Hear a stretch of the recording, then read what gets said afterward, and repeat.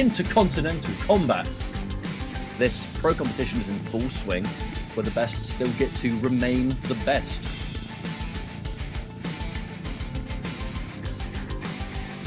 The way that Pro Comp has gone so far, it has actually been a rather mixed bag of results. There's definitely been some surprise players, I think. And again, it kind of stems from being able to see them grow throughout the course of a year. I think one of them definitely is Val, a real Sindel master, the specialist. Another Russian player is currently rocking.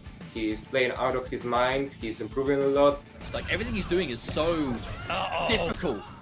To get a turn back guaranteed, and another hit misses the end, but who cares? Look at the life difference. Ow! Swazi, he's been in the grand finals twice already. He's really strong, really impressive to see how good he's gotten really fast. He's a player from New Zealand. He's a young kid, but he's also super good. I mean, I played him like maybe 6 months ago, and I feel like we were equal, but since then he's just really leveled up. 8 seconds on the clock. Swaz is in huge trouble. I don't think he's going to get it at this point. Swazi just backdashes, and why not? The Hail Mary fatal blow doesn't matter. Being a little bit of a biased UK fan is Raichu TQ, formerly known as Josh TQ, going away from being exclusively an Aron Black player. He has got into this realm of playing, Scarlet, Sindel. My brother's just amazing at the game. It's something that you can only dream of, in terms of competing. Like my brother alongside me winning tournaments first and second. Now in MK11, we really discovered a new talent, players like Wasim, him and Faisal Kombat. The community has always been so insanely community tournament and exhibition focused. It's just taught them how to, deal with competitive environments. With EU, there's a lot of names that you've never seen before, and they just bang 3-0, upset, you're out of the tournament. This region, there are a lot of amazing players that put up a very good competition to top level players. Sometimes we do team battles between our region and other regions. We really win every time. If I take all these players and take them with me to offline tournaments, I'm sure they will all do well. We've been locked down in OC for a bit, so we're only playing OC players. I feel like it's a strong region, but it's just way smaller. They've always put their passion into the game. The scene's putting in the work and they're catching up. Here we are, they opened the customs. The level of play that we're seeing in the game right now with customs has really evolved pretty quickly as well. I think every character has benefited from being able to kind of take whatever move they want. Because the variation system meant that characters had weaknesses. Use a couple of key abilities together, really improve them. It's a good time to try new characters, to try new variations. And I think customs just makes it so that characters don't have weaknesses. Tournaments are the best place to be in the world, as far as I'm concerned. But we can't right now. We still don't give up. We practice online. It's been a really good experience just, having fun playing online with the stream as well. You've been able to compete every single week, and we've been able to watch so many players grow and thrive under those conditions.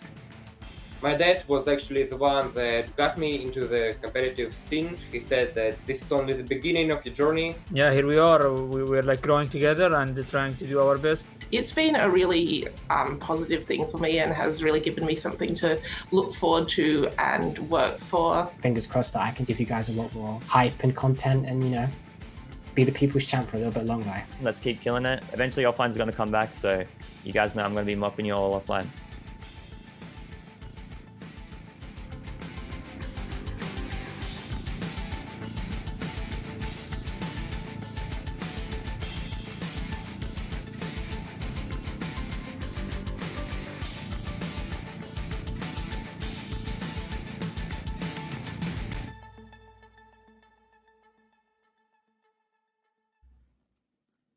Welcome, ladies and gentlemen. This is the second half of Intercontinental Combat for EU East.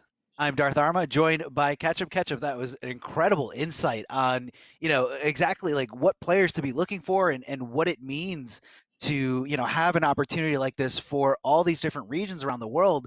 I was really impressed, man. You did a great job. Let me just tell you, you killed it.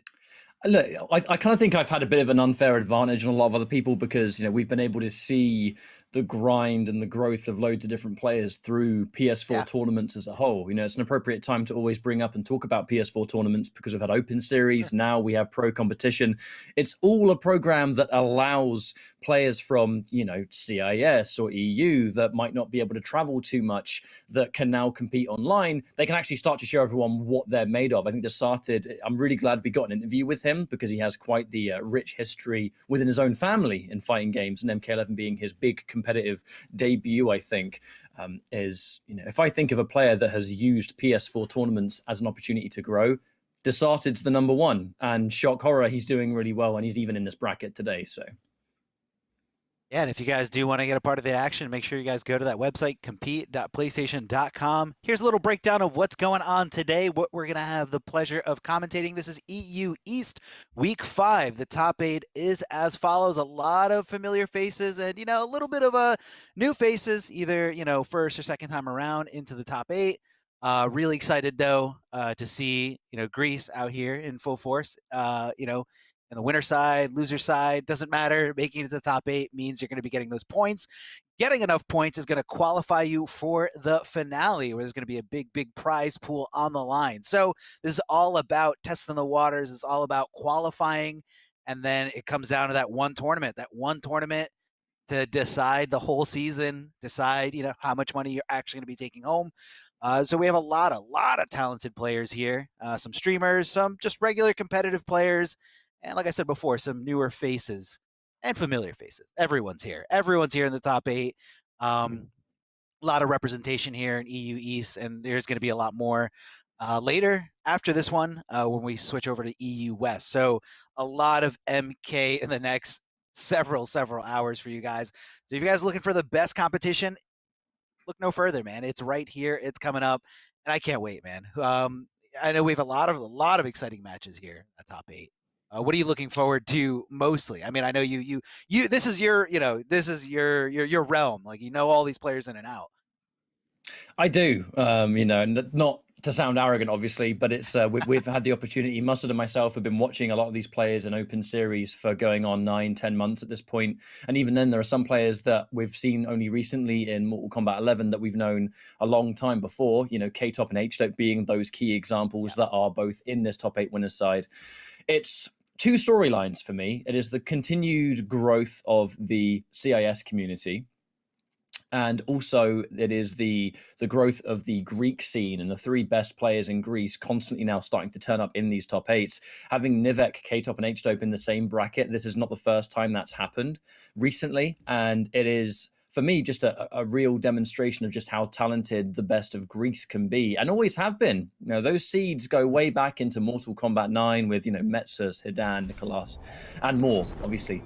And now the new generation. But there's one player that was always there, Nivek. Now this matchup, Magic T versus K-Top. Magic T, last time we saw him in Pro Competition, played a variation which was launch and soul forfeit. And he's still rocking it. I think he calls this like 3rd round KO or something. Basically, we're in the final round. I'm popping it. You're going to die. But K-Top, master of rushdown. So he has an advantage here. Yeah, because the soul forfeit, you're going to have to give up a bar for the remainder of the game. And so that's something that, you don't want to come off of too early. That's something you want to hold on to for the combo ability. Speaking of combo ability, he does have the launcher there, so he's going to have access to a lot of damage from all these different straight hits. But you know what? Jackie is just one dash punch, one super jump away from applying this pressure. As you can see right now, Magic T on complete defense, leaving himself susceptible to a back throw here. Jackie super plus, and Magic T read it like a book there. Unfortunately, didn't read that breakaway and is taking a lot of damage because of that. Yeah, pushed a little bit too hard right there. Got the flawless block, good read on, the plus frames being enforced and stuff. But as we go into the rest of this round, it's K-Top. You look at the dash punch and you think it's like high risk, low reward, but it's less about the damage. Oh, and it's more about the knockdown. Now, I tell you why he did that charge. It's because he wanted K-Top to duck the projectile that normally comes next. Plus frames, down 1. That was not a part of the plan. Getting hit by the down 1 was not part of the plan. My man tried to enforce plus frames, throw out a down 1. He thought K-Top was going to respect, and he fatal blow. Clearly, that's not what happened.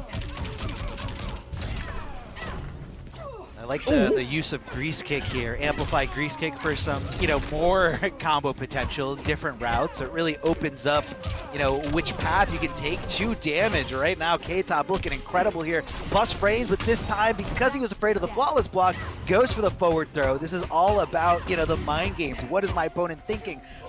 What did I do last time? What did he do last time? What's going to work this time around? K-Top just 1 step ahead, but hold on a second. Magic D, anti-air down 1.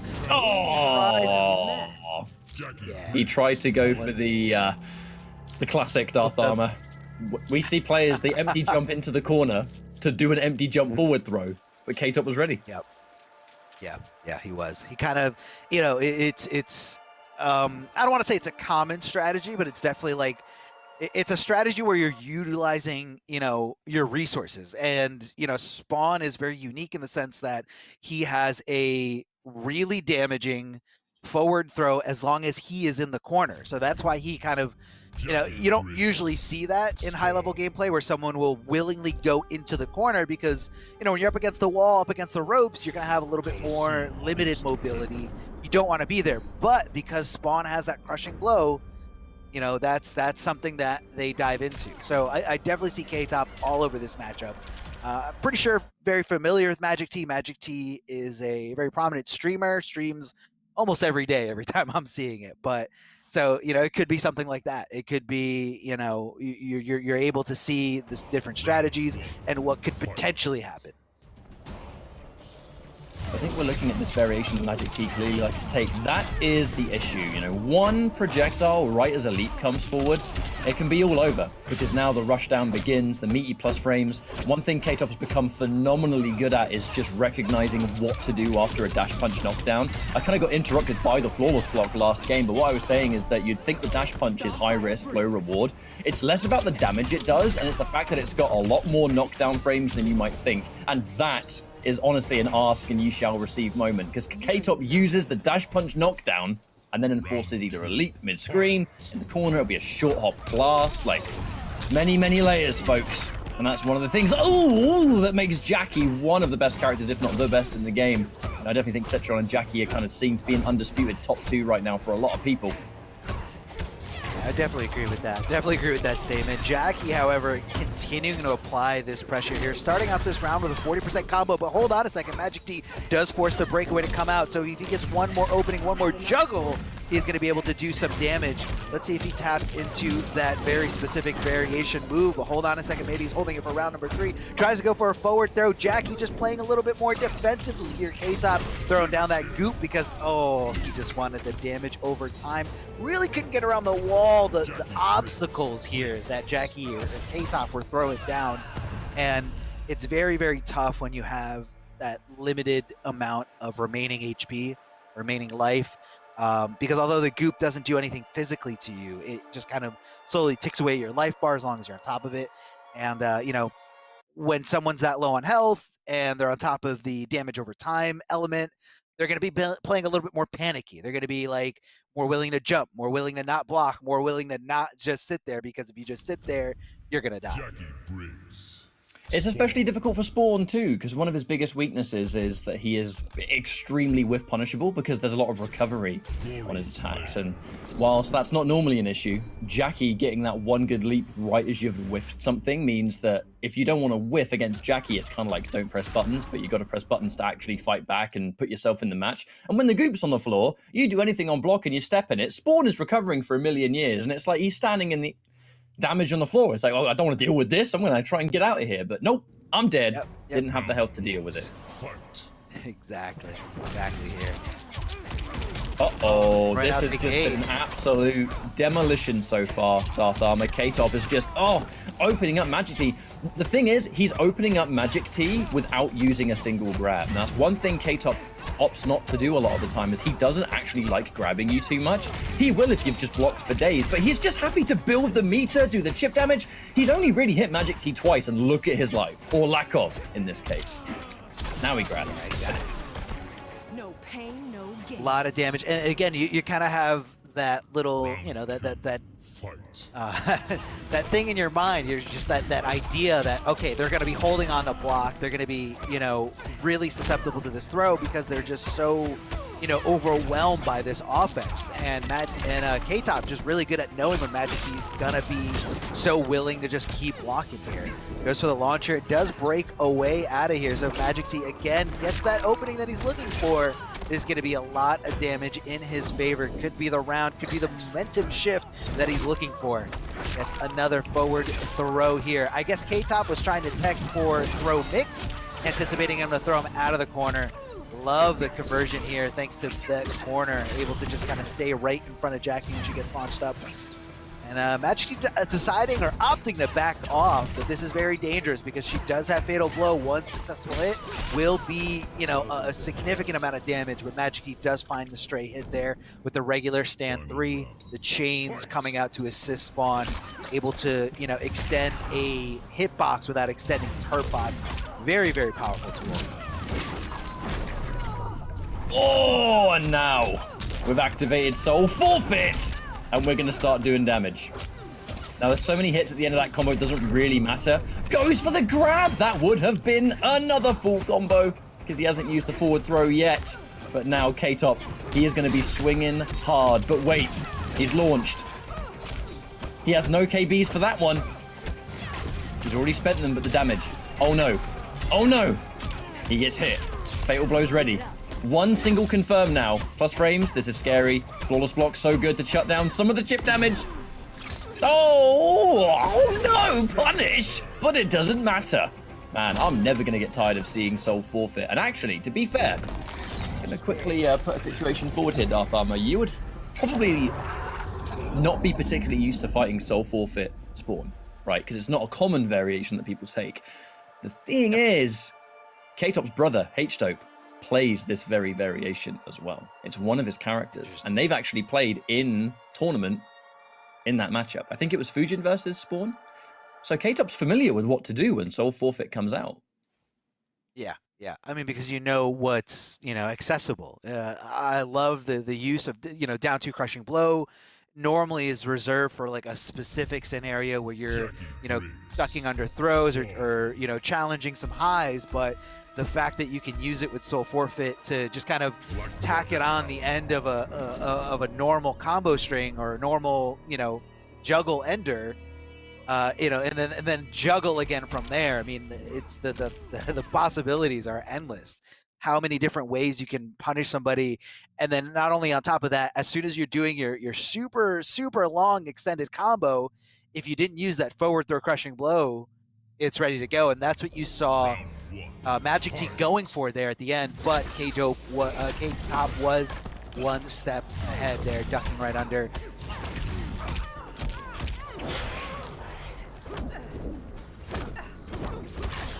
Really looking to enforce, but these ranged buttons, you've always got to be so careful against Jackie.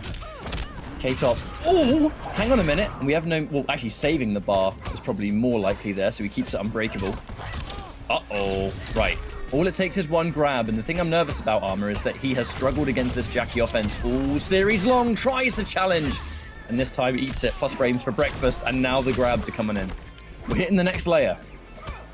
Yeah, this is a tough spot to be in. You got no bar to break away, so you're so desperate not to get hit. Okay, comes off the breakaway, but unfortunately got fully punished because of that, because he tried to put Jackie into a restand before she was actually able to break away. It makes it a little tough there. Some people, some people aren't as good at breaking away as early as possible, and in that scenario, Magic T was looking to, snatch her out of there before, and restand her so she wouldn't have access to it. But K-Top was just so on point with the breakaway input, the breakaway timing, that, Magic T was still recovering. Magic T still got punished there. And now Meaty plus frames once more. You break away and it's still going to be something you have to deal with. Now there's that throw tech. The reverse throw though, and K-Top going for so many more of them. Now we're in this final game and you're starting to worry. Chip damage for days. Lovely anti-air interrupt. There's that Fatal Phantasm restand. Oh, my man getting caught. What's it going to be now? 33%. And the back one. I liked that because K-Top, he does actually have a tendency to hold just neutral duck at the end of a round, thinking you're going for like a round-ending grab or something. Now Magic T gets the interruption again, and he's going to be good with it. Yo, let's see Magic T He was getting opened up easy in those first 2 games, but now there's a bit more discipline there, Armor. Oh, God, the nose. Oh. And that's what you were talking about before, the long recovery of all his normals. Even though that normal's really, really good, if it whiffs, Spawn cannot block for quite some time, and Jackie is able to kind of, you know, get in there before he was able to block, able to punish, and get some good damage thanks to that crushing Here we blow. go. Let's see. Oh, man. Now, of course, accessible anywhere here. Bam! Again, another launch. He's got so many launching, crushing blows here. Down to, yes. God, trying to can we talk about maximize how that most damage. of that was unbreakable as well? Yeah. Oh, yeah. That was very, very fair. Now, And he still 3 has the here. 1-1 back 2. He still has the 1-1 back 2. KB! He just lets the overhead rock. K-Top was not ready for it. And the walking grab, hang on a second. He's going to eat a full combo here. And the breakaway. What's it going to be here for Magic T? Lovely throw tech. He needs one more. One more good situation. That's all 4, but it's still active. This is down to the wire. Tries to go for he had the right fatal idea. blow.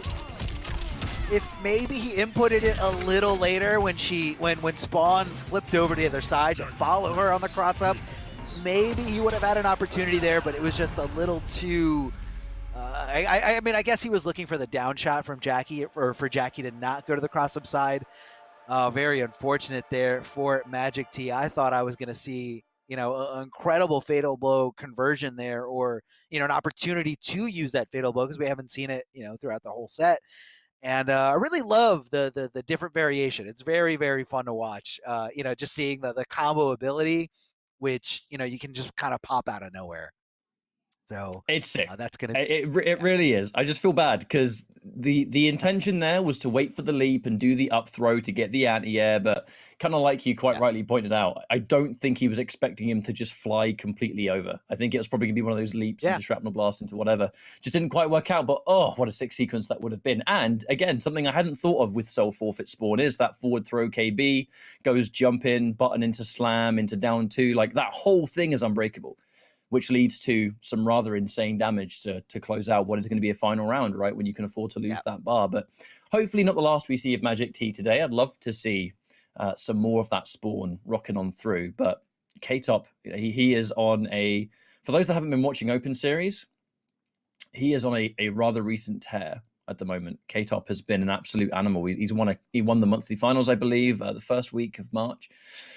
And he's won pro competition events, if memory serves. I'm sure he's won one of them. So they're all merging into one for me. I've done so many of these. Sorry for bad information, perhaps. But all I know is that K-Top has been super successful recently. Oh yeah, I mean, I love even seeing just like his decision making and everything he's doing. But let's talk about this tour and all the points and all the regions that are involved in here. So of course, this is part of the Intercontinental Combat Tour, which is, you know, represented through Europe East, Europe West, Middle East, and Oceania. A lot of different things, you know, a lot of different regions being represented here. And, you know, if you guys are watching at home and you want to participate in this, it's not too late to jump in, get your feet wet, have some fun, compete for some points, and, you know, make some friends along the way. Point structures are 350, 260, 230, 200, 140 for 5th place finishes, and 70 points for the 7th place finishers on all the top 8s for these qualifying regions. And remember, all these regions are going to have a finale at the end of it. North America's East and North America West will have a $10,000 sub-region finals, while Liga Latina, Mexico, Latin America North, Latin America South, and Brazil are going to have $5,000 for each of their sub-regional finals. And Intercontinental, the Europe East, Europe West, Oceania, Middle East, the regions I mentioned earlier, and part of the region, the one region we're seeing right now, going to have a $5,000 regional final at the end of the season. So that's what these guys are competing for. They're trying to get points. They're trying to qualify, get into, you know, those top 8, top 16 spots, and then, you know, play for when everything's on the line. You know, you can get 2nd, 3rd, 7th place the whole season, but if you take that victory on that last day, that is literally all that matters. So, you know, there's always going to be some kind of story to tell there, always going to be something to look out for, like why someone is playing for this, or, you know, this could be the moment where they're like overcoming this demon, or, you know, this is the matchup that they're picking differently. But here we go. We're starting here with Destarted and H-Dope. H-Dope, who is the brother as Ketchup just mentioned earlier, to K-Top. Now, this is another matchup to talk about, you know, because from one brother to another, we saw K-Top moving in, and we're going to see if we're going to have potentially a winners finals here with the two of them. But he's got to get through Desarted, who is one of the best Shang Tsung players in the business, and I'd say undisputed top 2. And competitively right now, you know, has been one of the absolute most successful Shang Tsungs we've ever seen, with variation that you're not used to. Morphs and more morphs. Now, there's that whiff punish. H-Dope, keeping them standing for the pressure to continue. One thing he uses with Shiva, which I really I find it interesting, is that he loves going in with the spin. That move right there, which does have pushback, and I know it has a flawless blockable gap in it, but it completely messes up how you would normally deal with. Oh, short hop, that was filth. That was filth. I'll explain it in a sec, because that fatal blow is going to win the round. Desarted short hop back 3. He is just the master of that. My point is that Heatstoke takes that shield spin, because when you want to interrupt Dragon Stance on block, because there's now more recovery frames, right, or start frames, I guess is more accurate. You want to press buttons, that shield spin actually stops you from being able to do it. So it's kind of like a brawler Shiva. Okay, so it's kind of covering all, you know, Shiva's bases. You know, that's what you guys were talking about in that intro video, where, you know, these custom variations give you the opportunity to cover certain weaknesses, and that's something that he, you know, saw thanks to, you know, the latest patch.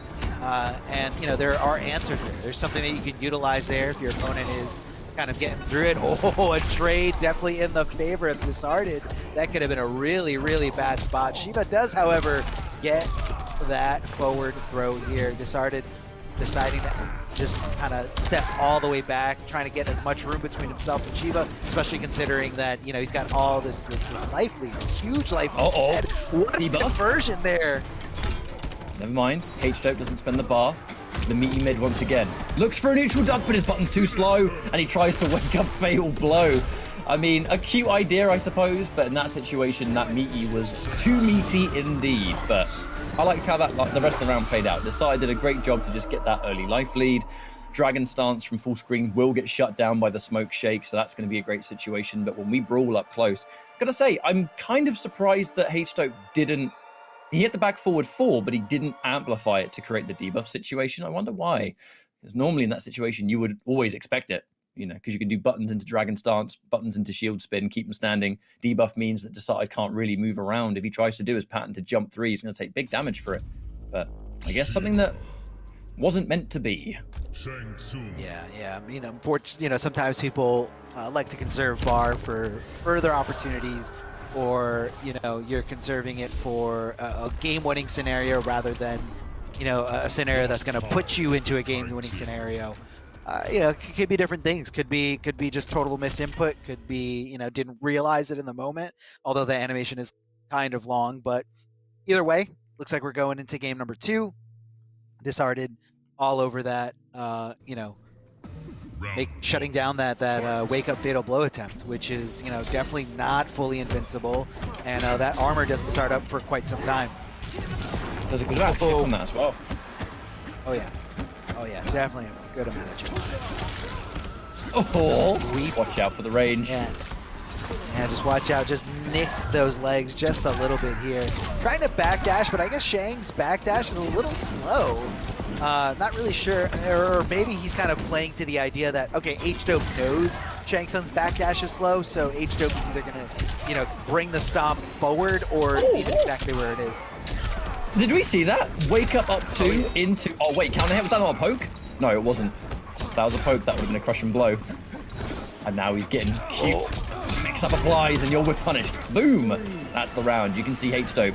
Yo, that whole thing came from wake up 2 launch, down 2, down 1 pickup. That was so sick. Yeah, the down 2 hitting like at the max height as possible. You know, just to make sure you can recover and keep going here. Getting a little tricky with the overhead here. Okay, I see H-Dope. I see what he's doing. Oh, the reptile slide. Look at the spacing here from H-Dope all over the whiffs. And, you know, Shiva doesn't have the best whiff punishing buttons, but H-Dope is just placing her like perfectly on screen, exactly where she has to be. Forward roll, but Desarted didn't commit too hard. Here comes the reptile slide, getting a little tricky here. H-Dope trying to back off, but I guess not sure if he wants to back off or go in. And Desarted able to tie this up right here. These guys are very close on life. Tries to go for the flawless block up 2. That's just too short on the range department. And the counter poke fatal blow is going to work out, and that's probably going to be enough. Now, the mix-up. The Queen's punishment low, something that we haven't actually seen really enforced yet, apart from once at the end of that round. But when you hit someone and you go in for the shield spin, the regular version, I'm not particularly sure what the frame data is on it, but I know that Decided is kind of holding what comes next. Whether he needs to or not, I think just depends on the frame data. But you get hit by the shield spin, and then immediately H-Dope enforce the back two, which gives you that free 50-50. Because the back two, you've got that second hit, which is overhead. You can cancel it into the low. It's a 50-50 you have to take. And if you get hit by the overhead, bam, Dragon Stance. If you get hit by the low, bam, debuff. And it all seems to come from that shield bash, which is a great... Man, this is the only player I've seen rock this variation of Shiva. Now, I know that some players, they use different things. Like Foxy Grandpa may... For example, we talked about this move. I know Foxy doesn't particularly believe in it because it doesn't really fit his style, for example. And I think there are a lot of other Shivas that just kind of play a lot more of a kind of reckless style. But H-Dope's got into this with a game plan, and that game plan got him that second game. Yeah, I mean, I think it's a really powerful tool because it's putting you in the same scenario over and over again against, you know, all your different opponents, whereas, you know, your opponents are not going to be familiar with that stance, like, you know, what's, you know, whiffable, what is, you know, what, and it forces you to kind of take that string, take the overhead, take the low, really just put yourself in a bad spot over and over again. And, you know, we're seeing it succeed here. H-Dope trying to make the comeback here. Discarded. Ooh, barely whipping there with that Ermac summoning here, trying to go for that lift. Oh! Again, trying to enforce the mix-up, but this time it just connects on its own. 16% debuff. The wake up down one. Clipped again. But again, trying to enforce a mix-up. This time, though, the mix-up belongs to Desarted. That reptile slide that may as well be an unblockable. I love the corpse drop. Oh! And it connects late. And he gets the launch. H-Dope has to use Breaker. This round has completely slipped away from him, and that will be, if he can build enough meter, yes, just in time, that's the round. Yeah, it's all about time there. Barely getting enough in terms of resources here, but he was able to do it. He was able to do it, no problem here. Here comes the Shiva Stomp, unblockable. Tracks can be altered. A very, very, very tough tool to deal with right now. A lot of people discussing it here. Dragon Stance coming out. The moving is always the backdash. I know Shang Tsung's his backdash movement isn't the most amazing, it seems. Or at the very least it could be because he's full screen and he can't possibly move, but he's not got enhanced dragon drop. He can't guide it. He can only delay it, right? Yeah, so I'm kind of that's an equipable move. That's an equipable move to alter the stomp into the left or the right. Oh, it completely crushed it, Armor. I told you. The shield spin on hit, giving him a mix-up. The fatal blow got blown up. But yeah, my point is that Desarted is trying to move almost as if he's trying to read it being guided or something, and it's not. I'm just a little bit confused, that's all. But lovely answer there for the corpse drop. God, that's filthy. Oh, he just, I mean, the fact that, you know, you're putting it there in that space because, you know, if she were to block it, she's not close enough to actually punish it, or a lot of characters have a very hard time punishing it here. So I love the idea. Big jump and kick, probably an OS here right into the Ermac lift.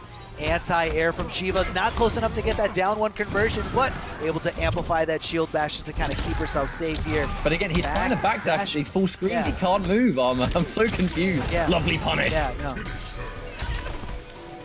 A little bit of shades of Reptile. Love seeing Reptile here.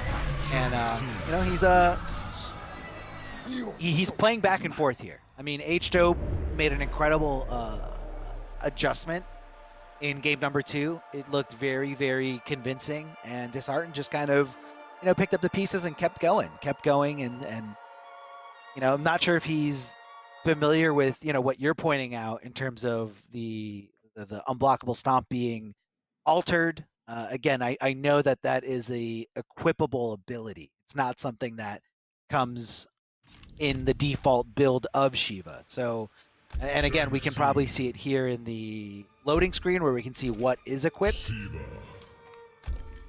Well, the weird thing is that it's that Desarted's going to the same option every time. Now, backdash mid-screen might work, but when you're full screen, you kind of, the screen is stuck.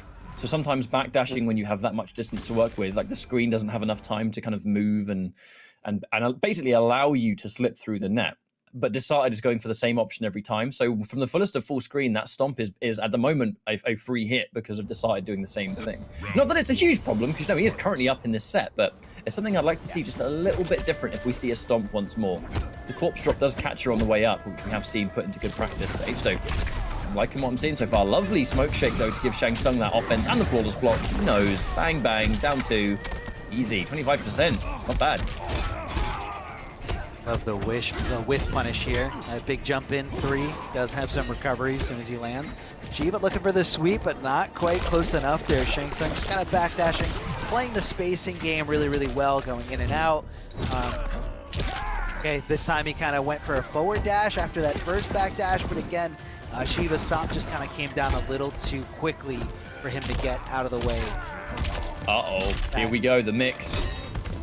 The low.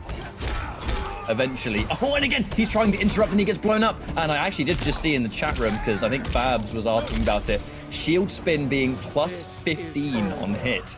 That now means that she's able to push forward and she gets a button afterwards into the mix. I can now see perfectly. And look, he does the forward dash this time. I told you. I told you.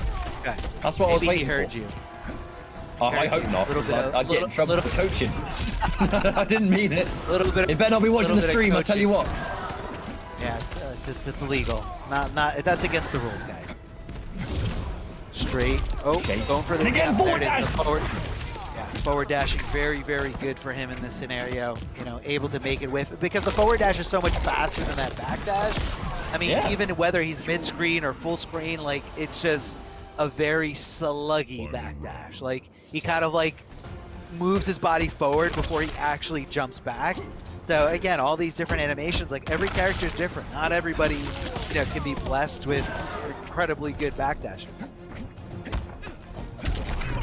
Oh, all over it. All over it. All actually, over that's gonna hurt. Throws coming. Ooh! They're 41% because of one throw that you went for. Because of one throw, you left yourself susceptible to that. Looks for the empty jump low again, which is the discarded special, as Ketchup pointed out before. But watch out! Here's the low, amplifying it. So if he moves here, he's gonna bleed and bleed and bleed, lose damage. Enforces just that pushback in the chip. Back to a range that Decided might be kind of comfortable, though. H-Chip's got to be careful on this one. Now, what's it going to be? The fatal blow is ready. The stomp, but another forward dash. And, ooh, off with the legs. And that's going to be it. But that was the change. That was the one change, is that stomp without the enhanced dragon drop. So here's the thing. When we talk about the stomp being a really good move, because it is, there's no downplaying the fact that it's one of the best moves in the game. When you enhanced dragon drop, the regular dragon drop that you can't steer, basically, that is the one that is easier to deal with because there are more kind of universal answers to it. Shang Tsung's forward dash being able to go through it every single time, whether he delayed it or not, clearly was the night and day difference. Because in the previous games, he was backdashing only and getting hit. In that game, I don't think a single stomp actually worked. So that was basically that went from being a free hit for H-Dope to now being free damage that he gives up because it got forward dashed out of. And gotta say, I'm still a big fan of that Shiva variation because you land any hit, you don't need to launch and set up the armor break, which is another area that you can create with Death March and stuff. But take that plus 15, run in, enforce that overhead low mix, which goes into debuff into even more situations. So I'm here for experimentation, man. I like that players are still looking for different ways to play characters, even if you are flavor of the month like Shiva. Yeah, and it kind of adds to, I mean, I feel like he was taking advantage of the fact that a lot of people are scared of the enhance unblockable stomp, which by enhance we mean enhanced in the equipable custom variations, not you can steer it. as in amplified. So you have to, come to the fight with that equipped. And a lot of people are just kind of assuming, or, some people don't know that it's not a default thing for Shiva. And I could see how someone could think that because of how much outcry there is in the community about it. So you just kind of like assume like, this is clearly the worst thing in the world. Like, this is so broken. This is so OP. This is so overpowered. Why? But you have to go. And big shout out to Astro Gaming, who is the official audio partner for the Pro Competition. You guys can find out more by going to the Astro Gaming website, which is astrogaming.com. I have a lot of officially licensed PlayStation audio products, which are available now. All the Caster Audio is powered by Astro. So again, huge shout out to them. If you guys are in the market, if you guys are looking for a high quality headset, definitely hit up Astro. These things are so comfortable, so easy to use. And, depending on how much you're willing to spend, I mean, there's a lot of great features. The mix amp is incredible. So easy to use for a lot of different purposes. Whether you're streaming or just, at home on Zoom calls, because that's the world we live in, a lot of good things there for you guys. So check it out as we check out our first losers match here on the lower side of the bracket. What do we have here, Ketchup? We have Blood Eyes, who has been known for a long time as a Frost specialist, but I think has really fallen in love with Rain as well. Did enter our recent PS4 Tournaments Open Series, getting top 4 finish with Rain all the way. And this is a really nice catch, and Nitrous going in with an Aaron Black variation we're not familiar with. Again, I saw the enhanced slide, the version that you can cancel, I believe. So I'm curious to see what the pressure is going to be for that. But this Hydro boost coming in hot already as Blood Eyes gets the corner, and importantly, built himself up and escape failed in round 1. So that's going to make that mid versus strike game so much scarier as Rain. He's got mids for days. It's just he has to go in to enforce his game plan, right? He doesn't really have much presence anywhere else on screen. But Blood Eyes knows that. And he was going for the grab already. All right, cheeky boy. Just amplifying, just trying to get him off, trying to, get a little bit of space between himself and his opponent. That is going to be a boot drop that whipped right in front of him. And Aaron Black finding the 2-1 string, able to hit, able to confirm. And some pretty good damage, popping him up again. Here comes the acid drop.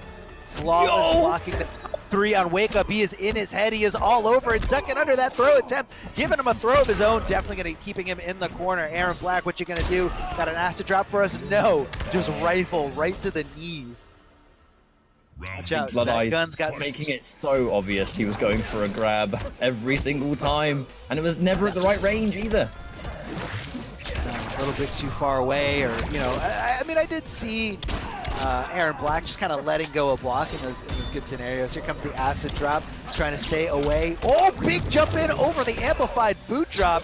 Going to be leaving him for a full combo. Here comes the mids for days, as we were talking about. And he just keeps his pressure going, able to get the stray hits here and there, just kind of keeping Nitrous guessing here for their life. Trying to chip away as much as possible. Here comes the back 2-2-2, whiffing for days. Whiff City getting punished, no problem. Blood Eyes back into this game number 1, tying it up 1 round apiece. Oh, the cancel here from the rattlesnake slide. Really adds the mobility of Aaron Black. You always got to kind of think twice about what he's actually going to be doing. Side switching, go to the other side, not coming down in time with a button. Here comes the sneaky slide. Very unsafe stuff, but a great way to keep your opponent on their toes. Always afraid of it. Big corner carry, coast to coast, all the way here. A lot of cancels here from the stances. I like that play, though, from Blood Eyes, because the thing about Rain's Geyser Palm is that when you use the regular version that doesn't launch, it's double-digit plus frames on hit. It's like plus 20-something, so it kind of gives you that situation. And nice, Fatal Blow, coming out from Nitrous. And now what do we get after this? Fatal Blow's ready for Rain as well. I think that forward 2 KB is still locked and loaded. There's a lot of utility here for Blood Eyes, but he has to close in distance first. Oh, good God, he did it from that far away. He just did it. He just did it. He just did it. I mean, it worked. Obviously, it worked. As you can see here, Aaron Black getting split apart by Rain. Yo, fatality. That's a statement. That's 100% a statement. That is someone feeling themselves. They went on a really crazy call out there with that fatal blow, and you just feel yourself so hard. You're so amped up on your ability to make that decision, and sometimes the moment just gets the best of you. I don't think he was necessarily going to fatality on that first game. Most players don't, because oh, if you're Aaron Black, yeah, definitely 100%. But it's Oh, he was feeling himself. He was definitely feeling himself with that decision. This is very risky move to go for it. Most fatal blows are very punishable from a lot of different ranges. Some aren't punishable at max range. You know, and again, that depends on what character you're going up against in terms of what they have accessibility to or access to. Longer ranged moves. Let's see what happens. Let's see if we see some kind of adjustment here. Yeah, it's a new variation. We have the Scud Shot and the Down yeah. Peacemaker. That Down Peacemaker becoming very popular with Aaron Black players. I remember a lot of Aaron Black players when Ultimate came out being like, that low Peacemaker? Nah, it's no good. Not a good move. And now almost everyone is using it. But as we now go forward here. Oh, the punish? Custom variations. Yeah, big punish. He's been doing that a lot to the boot drop. Like as soon as he sees the boot drop, whether he amplifies it or not, here comes the jump in. If he amplifies it, cool. He's not gonna be able to block. If he doesn't amplify it, even if he does get to block, you're still in a pretty good position because Rain wants to be right in your face. Now, a bit of a preemptive break there from Nitrous, who was definitely, I think, expecting the Hydro boost, not the Hydroplane. But that does mean that we're going to get some free damage from Blood Eyes and just taking away the defensive bar anyway. That in and out, Rain. One thing he's always been able to do is just make you whiff through his movement alone. And that's something that's not easy to do. You need to have a good grasp on the game. And he went from Frost to Rain, Rain being able to slide around all over the place. That forwards one. But that forwards one is being buffered into Down Peacemaker. It gives Aaron Black a lot more utility from some of his mids. There's that 1-3-4. We're starting to create this overhead game that you got to watch out for.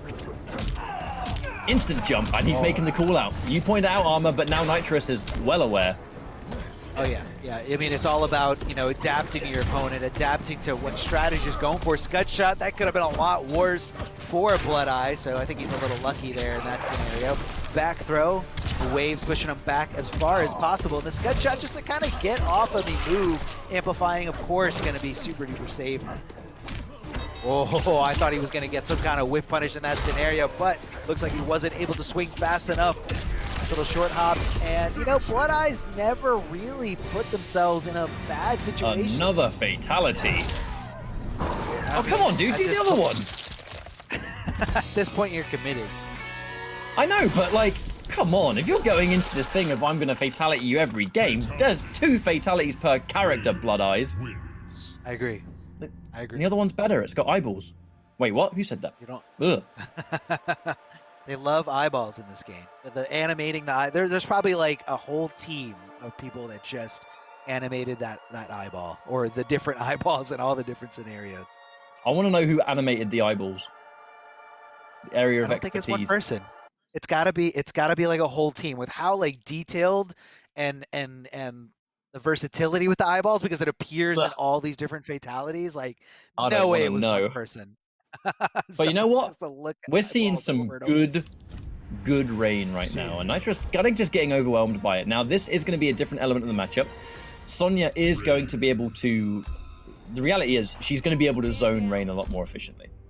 Because she has that projectile. It's something that Rain has to deal with. Shoutouts to the Ultimate MK3 skin, always. But, yeah, this is the situation with Rain.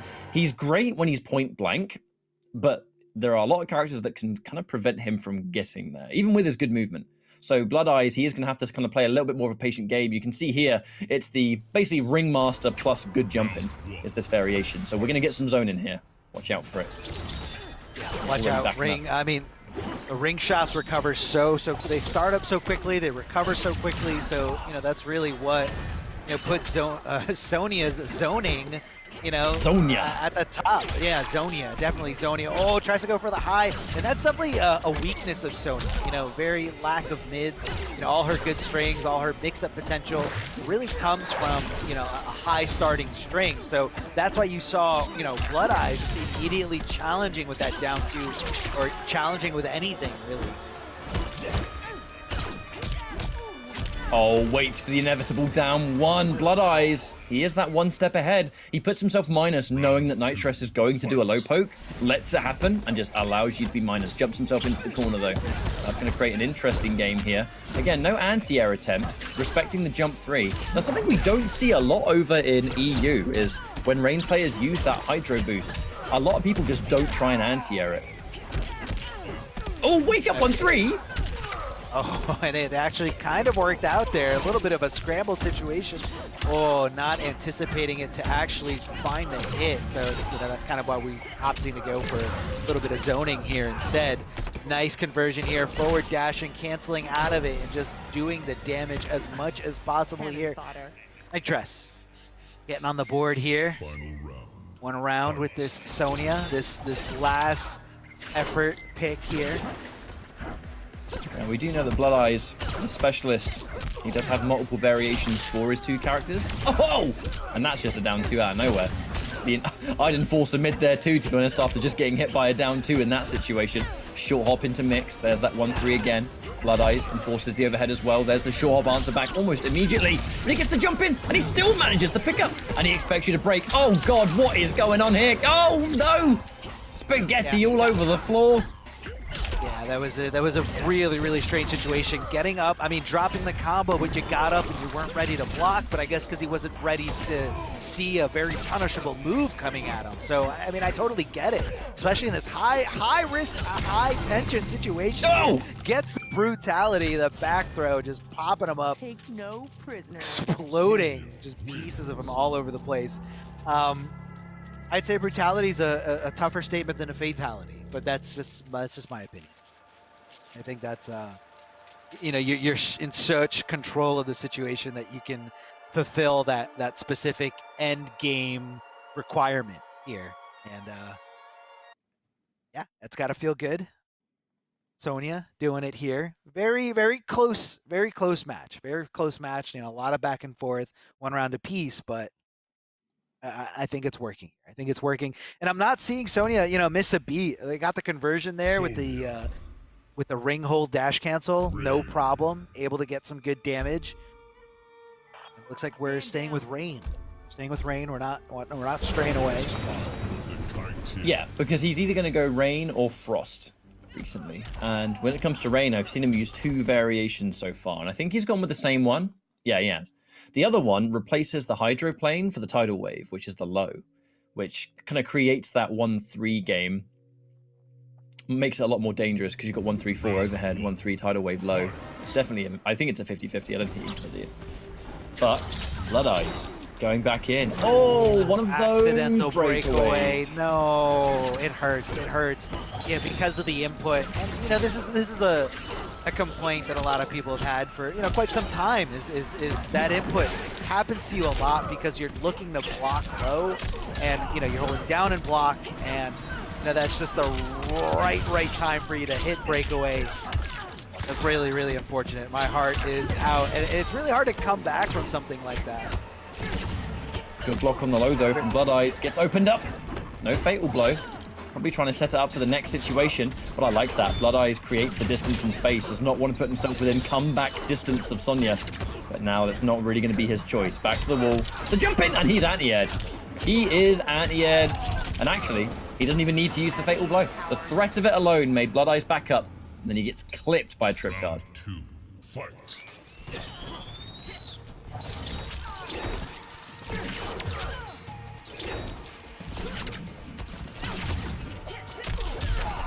Uh-oh. Overhead, opening him up, no problem here. Gonna be converting for some good damage here. Jumping over the other side. Lots of combo potential coming out of Rain here.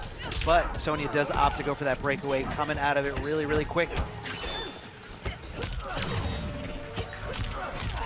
Oh, he's getting constantly clipped. Blood Eyes is having a bad time, and hang on a minute. Yeah, swinging that forward too. Another confirm. Lets it go. Can he do this? Can he do this incredible comeback here? Oh, finds the hit, but didn't commit to the rest of it. Back it off as much as possible. No challenge until after that jump in, and she was able to swing for it. Not trying to put herself in such a bad scenario, not trying to, you know, do something that was going to be too risky. So I definitely agree with the patient approach there. Didn't want to challenge the jump in after the geyser, the rising geyser that you saw there, and just kind of waited for Rain to get on the ground, waited for the right opportunity to just check him with a nice crouching poke. That's a difficult situation to deal with, I think, if you're Blood Eyes. You're making such a comeback and you get the jump in and the immediate mash down one comes out in between. But here we go. He's gone in with a variation that I always knew he had in the back pocket, but haven't seen yet. We have the Rift, the thing that absorbs projectiles. It kind of gives him that counter zoning game, which I think he's going to need against Sonya. Having to close in the distance and go within a range that she likes. So he's actually swapped the Geyser Palm for it, though. He really likes the combination of Hydroplane and Hydro Boost. That's one thing I've grown to notice about Blood Eyes. Round one. Fight.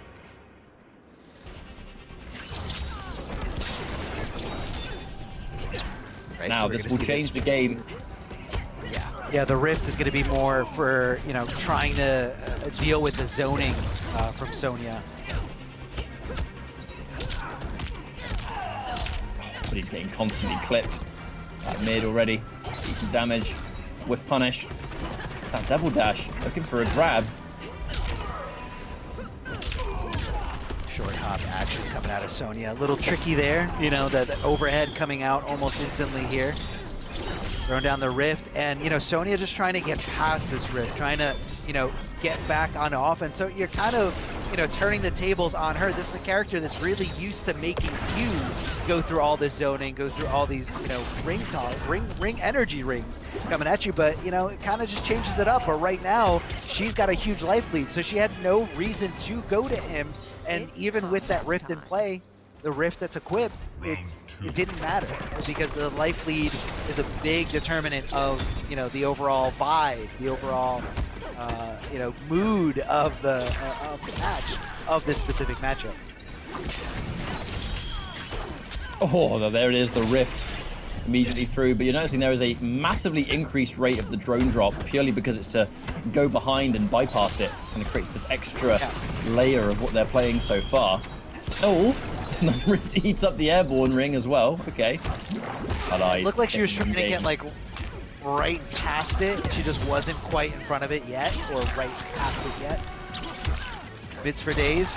Definitely something Rain's got. Short hop there. The overhead coming out. Very risky stuff, because had she blocked it, that would have been a really, really big punish. But look at the life lead. He had a lot to play with there. Blood Eyes not sweating it at all. This is a Game 5 final round situation. This is everything on the line. And right now, Blood Eyes running away with it. Again, another jump kick to stop her out of the sky, because of course you want to jump to get out of the corner. This is not a good spot. Big boot to the face.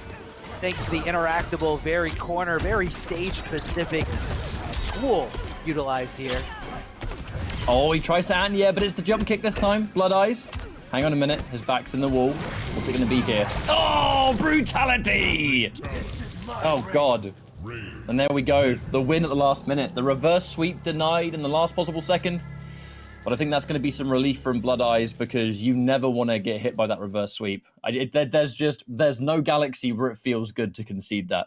But that will be Rain moving forward, and we'll be seeing a little bit more Rain later.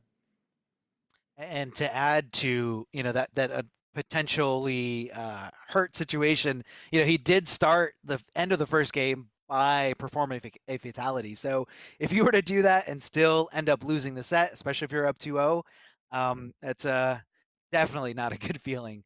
But, you know, you gotta imagine, you know, what if Nistras went with Sonya out the gate?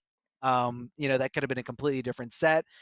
And unfortunately, that's, you know, what tournament play is about, is, you know, you got to come prepared to these things. You got to, you know the matchup specifically. And, you know, it could have been maybe a character specific matchup that was going to help more as Sonya, or it could have been a player specific thing where, you know, this is the type of player that, you know, I have a really hard time opening up when I'm not playing Sonya. So it all comes down to that. And that's definitely going to be, you know, food for thought later on, because we do have more weeks of these qualifiers.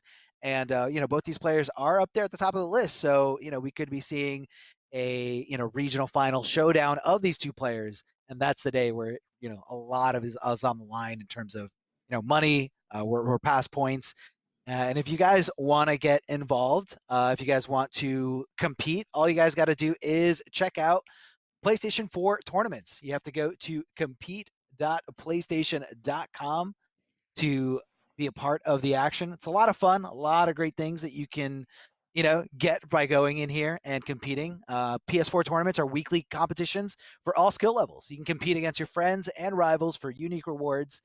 And all you have to do is visit the PlayStation 4 Competition Center. It's the one destination that has Mortal Kombat content that gives you an inside look at how top players play, and you get to see tips and tricks for players of all skill levels. So head over, compete.playstation.com. You guys can be a part of the action. There's a lot of other things there, not just fighting game tournaments. They have other genres and other fighting games. So the only way to find out is if you guys check it out. Now, I believe we have one more for our round one losers matches. Our final round one is going to be between Nivik and Miss Vaska. Nivik, who Ketchup mentioned before, is the third Greece player that's in here, but he's the Greece player that's kind of been a part of the original generation and, still active, still out there, doing his thing, competing, whether it's on a, global scale event or something a little bit more local or online like this. Like Nivik is, that competitor that goes out there and plays, as hard as he possibly can, not just in Mortal Kombat, but I know he's also been playing a lot of Tekken. So this is a very talented player that kind of transcends into, beyond just NRS, but he's definitely been a big staple in the Greek fighting game community for those games and other games. I know he's very passionate about that. He has been for many years. As long as I've known him, he's been a top level competitor, and he's been in the FGC longer than I have, and I've been in it for 10 years. So it kind of just goes to show just how long Nivik's been a part of it, really. Yeah. But this is, I think he's been playing a lot of, I don't even know what kind of characters he rocks now, because I know that Jackie was a big pick for him, but I haven't seen him play in some time. Is he still rocking the Jackie? Does he have any other characters in his back pocket? Who knows?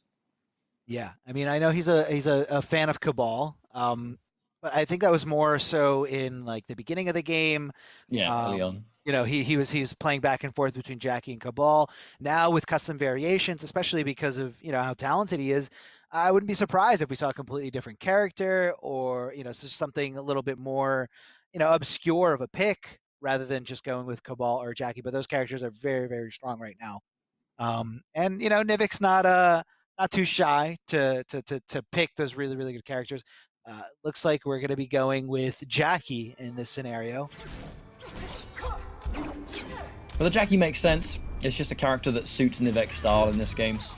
Miss Vaska rocking the Katana, who's a character that I think the community just can't decide on right now, whether they think that she's a good character, whether she's a bad character. We have the Flutter. Oh, okay. Let's take a look at this variation right here. So we have the fan flutter coming through, the low fan toss, and we'll see what that ground war brings to the table. Because I'm going to be honest, you just don't see a lot of katanas in tournament anyway. So I'm excited to see what this... Oh, look at that custom. That mask. Sick. Low fan going to be opening up for, not just zoning options, but also, potential mix-up opportunities. Now, of course, it's definitely, huge whiff. You don't want to do that in front of anybody. You're going to be recovering 4 days. Susceptible to a huge combo here. Nivik cashing in big and adding a little bit of flair there at the end with that damage over time, that blue goop that's on the ground. You don't want to be on there because your life is slowly ticking away every second that you belong on there. Big conversion here from Miss Vaska. I mean, I just don't think we want to overcommit just in case there's some kind of break or something like that. That's now Nivik. Pretty down on life. Oh, with the dash punch as well. Okay, there's a pickup. And that will be round 1. Coming out here from Miss Vaska. Round 2, fight. A little bit of a trade here, both players. Kind of not really getting a huge situation here, but again, just whiffing right in front of Jackie. Bad idea. Gonna go for the side switch, getting a little bit closer to the corner, trying to cut off as much real estate, because especially in this matchup, you're gonna be seeing more zoning coming out of Katana, whether that's, those high fans that are pretty fast, or those low fans that are a little tricky there. Instead of ending that string with a regular overhead, going for the low, risky stuff, but a great way to keep somebody on their toes, continuing to guess here. Swinging for the fences is Jackie, trying to just take this right here, right now. Miss Vaska getting out of there. Oh, let's go. Up too. Really smart stuff there. Put yourself in a very, static situation. Can she make this comeback? One hit in the fatal blow should take it for her if she does find it. Some fans all over the place. Low fans, straight fans, air fans. And Nivik just saying, I'm waiting for the opportunity. Now Nivik definitely doesn't have the life lead, has to commit to some kind of forward movement here. So sick. Gets the forward throw. Smart move. I mean, we haven't seen too many throws, in, the last 20, 30 seconds of that round, but it was mostly because it was just an all-out zoning war, a very one-sided zoning war. Katana was trying to throw the fans, trying to just kind of get Nivik to, give up not free damage, but I would say easy damage. And, Nivik was kind of caught in a really tough spot because he was like, well, I do have a life lead, but it's a very slight life lead, so I don't know if I want to actually, commit to, a super jump, commit to some kind of offense, or if I should try to wait it out. In fact, you can actually see back in that round, Nivik was trying to flawless block as much as possible to minimize that chip, to hold on to that little bit of life lead that he had, but it was just too much time on the clock. I mean, if there was 10 seconds left, 15 seconds maybe, I would agree with it. But there was like almost 30 seconds left on the clock, and the fact that Katana has low fan, which you cannot duck under, her high fan or her air fan, you can definitely duck under. That's no problem. That's a little easy to navigate around. But, throw that low fan in the mix, it's going to be very, very tough to flawless block every single one of those. And I think just nice application of good ranged gameplay too. Just nice discipline being shown here. Katana definitely can be one of the lamest characters in the game, and I don't mean that as a negative term towards the character. I mean that, that kind of dry keep away that can frustrate and create these opportunities where the opponent will make a mistake. Katana's really good at enforcing that, and now Ultimate being able to allow her to put some moves together that makes that game plan even more effective than it already was. I mean, Katana's one of the kind of hidden killers of this game, I think. I mean, I'm definitely feeling like that after that last game. Yeah, amazing comeback. It was an amazing comeback to make, but a hard-earned one because it's not. She doesn't have this explosive factor to her. You just have to do a lot of little things well. And it's physically draining on you too. Like to play in that style and that strategy. Your games where you win, I think it takes a lot more out of you rather than someone who's very offensive, can do damage, really high damage, really fast out of a few scenarios. It's not as taxing emotionally. Right now, Nivik running away with this here. Jackie making sure she does as much damage as possible. Looking for some kind of down 2 crushing blow, maybe some kind of fish for like a throw attempt or some kind of high challenge. Either way, good block there on the low. Nivik just going right out with that dash punch as if it's not unsafe on block still. Mids. Jackie's got mids for days, man. Jackie's mids are so good, so great to just kind of, challenge or just check somebody here in a lot of scenarios. Get down one for the anti-air from Miss Basket. Oh, jumps in over those projectiles, but not able to get too much damage, just kind of settling for a throw. Could be a, just trying to take, advantage of the best situation that you can here in that scenario. And that's going to be all Nivik, just a down blast, ending it nice and pretty with that dash punch brutality, knocking her head right off. A good showing though, because in that situation, I mean, we saw some, just for lack of a better term, a bit more offense, more opportunities to just close in that distance and not having to play that kind of Katana neutral, which she's so good at enforcing. And Nivek, he kind of threaded the needle just enough to get in and then do what he needs to do. There's a reason Jackie is said to be the most aggressive character in the game. She just has so many different options when she closes in that space that even if you lose a game previously, that game is just going to give you nothing but data over what kind of things you can change in the next game to be totally different. And not a lot of characters actually have that option. You can change a couple of things here and there, but Jackie, she can totally overhaul it from game to game. Yeah. Nivik seemed a lot more reserved in that first game, like not as willing to take these risks. But I think he needs to realize that it's well worth the reward. Like you get that jump in. I feel like when you're fighting against a character or player that likes to, play a little bit more full screen, optimize zoning a little bit more, when you get jump-ins on those kinds of players, those kinds of characters, I feel like it's just the success, the rewards that you get for it, like what you do to them mentally is like, it's so much more damaging than any other character, any other kind of player. So, that amplifies the reward even more. Super jumping right on wake up, not a great idea. Definitely not invincible. That's gonna be some bleeding damage over time. There, as you can see, her health bar just kind of slowly ticking away here as the blood just gushes out of her head.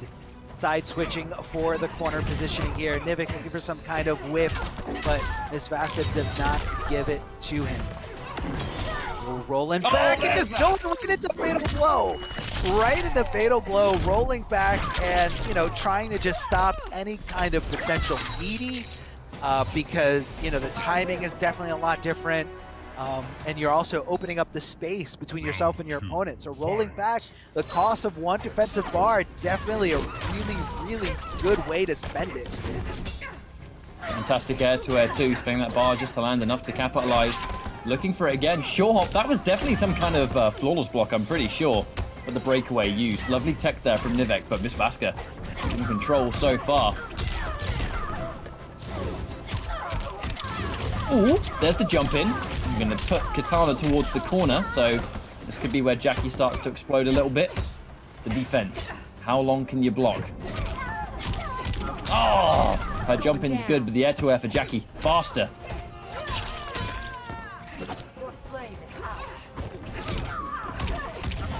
Nivik's been on point with these air-to-airs. I mean, the challenges, especially in scenarios where, like, I feel like he's getting up or he's taking to the air a lot later. So, in terms of frame data, he shouldn't be able to, press the button way before, because in that scenario, a lot of people are preemptively pressing the jump in, but he is just so good at knowing when they're going for empty jumps or when they're going for really, really deep buttons, really deep punches or jumps. Gets the trade definitely in Jackie's favor. Throw tech, super clutch in this scenario. He does not want to let off. His teeth are... Look at that chip! Oh, no. Oh, gets the anti-air, but doesn't get the conversion. And unfortunately, because she's super negative at the end of that string, Nivik knew there was no opportunity for her to avoid that mid, because Jackie's got a really, really fast mid. So, you're not ducking under it. You're not getting around it. Maybe you're going to flawless block up 3 it, but very unlikely in that scenario. Very tough thing to pull off.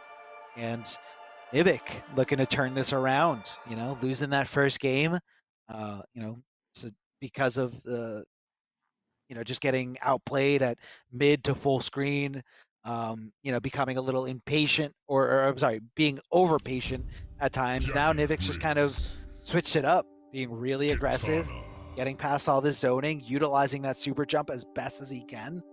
And it's, the joke is that, although Jackie doesn't really have projectiles in most variation builds, her herself acts as the projectile, as she just kind of leaps in from, really far away, whether that's, the dash punch that comes out real fast, hits as a high, or if she's just super jumping over, the obstacles you're trying to throw out in front of her to try to keep her away. And once she gets in, that is a lot of damage. I mean, this character's damage output is insane. And the chip damage and the damage over time in the corner is something that we're starting to see developed. I think recently, K-Top was the first player I really saw relish that. Get that kind of dash punch knocked down into short hop and then everything else. Oh, there's a counter hit to start. Importantly, taking away that damage over time. Now we create that distance. But again, that's it. One leap, close in the space, and now we begin the classic Jackie. Oh, God. That's a full combo right there. I was looking to be the cheeky counter poke, perhaps, but either way, we just get the full confirm anyway. Oh, dear. Looking for the ender. Oh, another neutral jump is good. And that's damage that you cannot challenge, as Nivek now brings himself onto match point here. We'll be closing out these first rounds of games real soon if he keeps this up.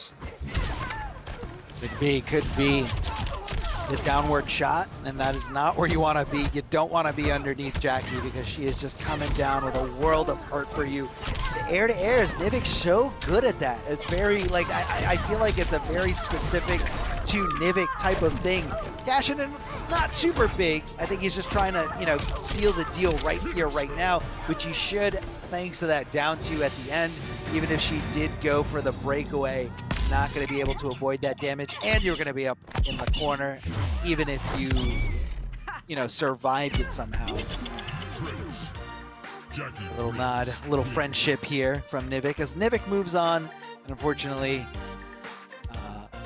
Katana no longer in this tournament. Nivik's looking great, man. A great adjustment. And it was just powerful offense. Like getting through everything she was throwing at him. Just getting through it and you know, just continuing to be the aggressor in a lot of scenarios. Well, it's like I said, that first game, whilst it was a really, really impressive showing from Miss Vasca, it's the fact that that first game, I think, gave you a lot of information over how to approach the neutral for the next games that we played. And that really is all there was to it, because Jackie, she is that, not exactly touch of death character, but she hits you once and she can create the entire downfall of the rest of the round, because it's pressure on pressure on pressure on pressure. And if you have a character that's very neutral focused and super good at keeping you at arm's reach, you just figure out, is there a pattern here? Is there an opportunity where, okay, I got hit last time by a fan or whatever. Why is that? Or all kinds of different questions you can ask. And he went into the rest of the games a lot more prepared, I think, Nivek was. As now he moves on, and we'll be going into our next round of matchups. But before we go to a break and we start to continue the rest of today's bracket, speaking of which, here you can see here the winners finals, K-Top versus Desarted, a matchup that they've played once or twice already, thanks to things like Open Series, and all of it funneled through PS4 tournaments, of course. And then losers round 2. Oh, H-Dope versus Blood Eyes. I'm looking forward to seeing that one. But check out some official merch you can get your hands on. This supports the pro competition and everything else. You can go to amazon.com/Mortal Kombat. You can customize some of them to display your region, you know, whether it's NA, Liga Latina, Intercontinental, and all the different characters that you can see on your screen. Just get some cool merch, man. Support the show, support the pro comp, and get involved. We're going to go for a quick break, but when we return, the EU East qualifier here for Pro Competition will return alongside it.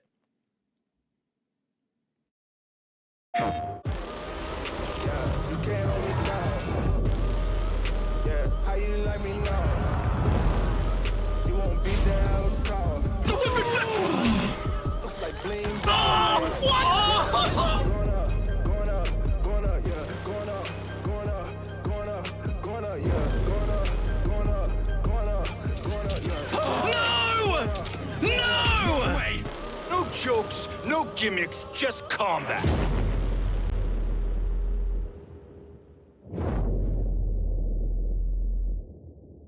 PlayStation.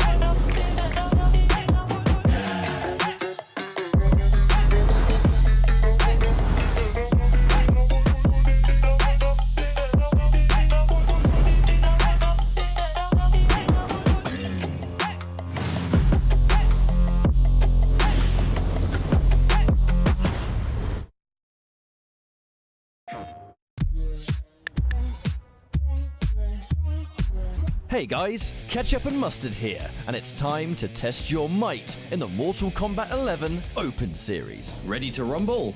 Power on your PlayStation and head to the Events app. Filter by type and select a convenient date and time. Boot up MK11 and locate the PS4 Tournaments menu option. Click it to visit a familiar place, the Console Events tab. Sign up and prepare to play.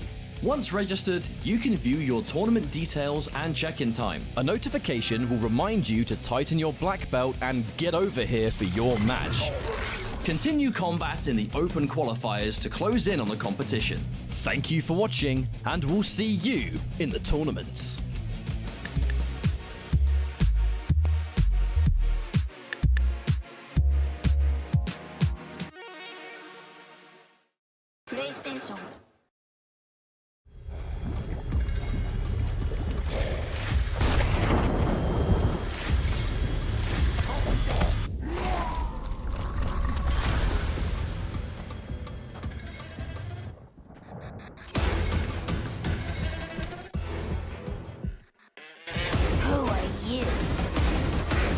I'm your worst nightmare.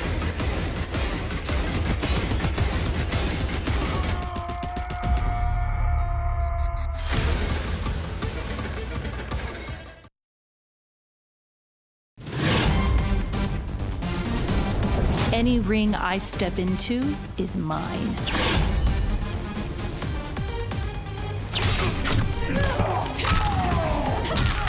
End of the line. Then this fight is now personal.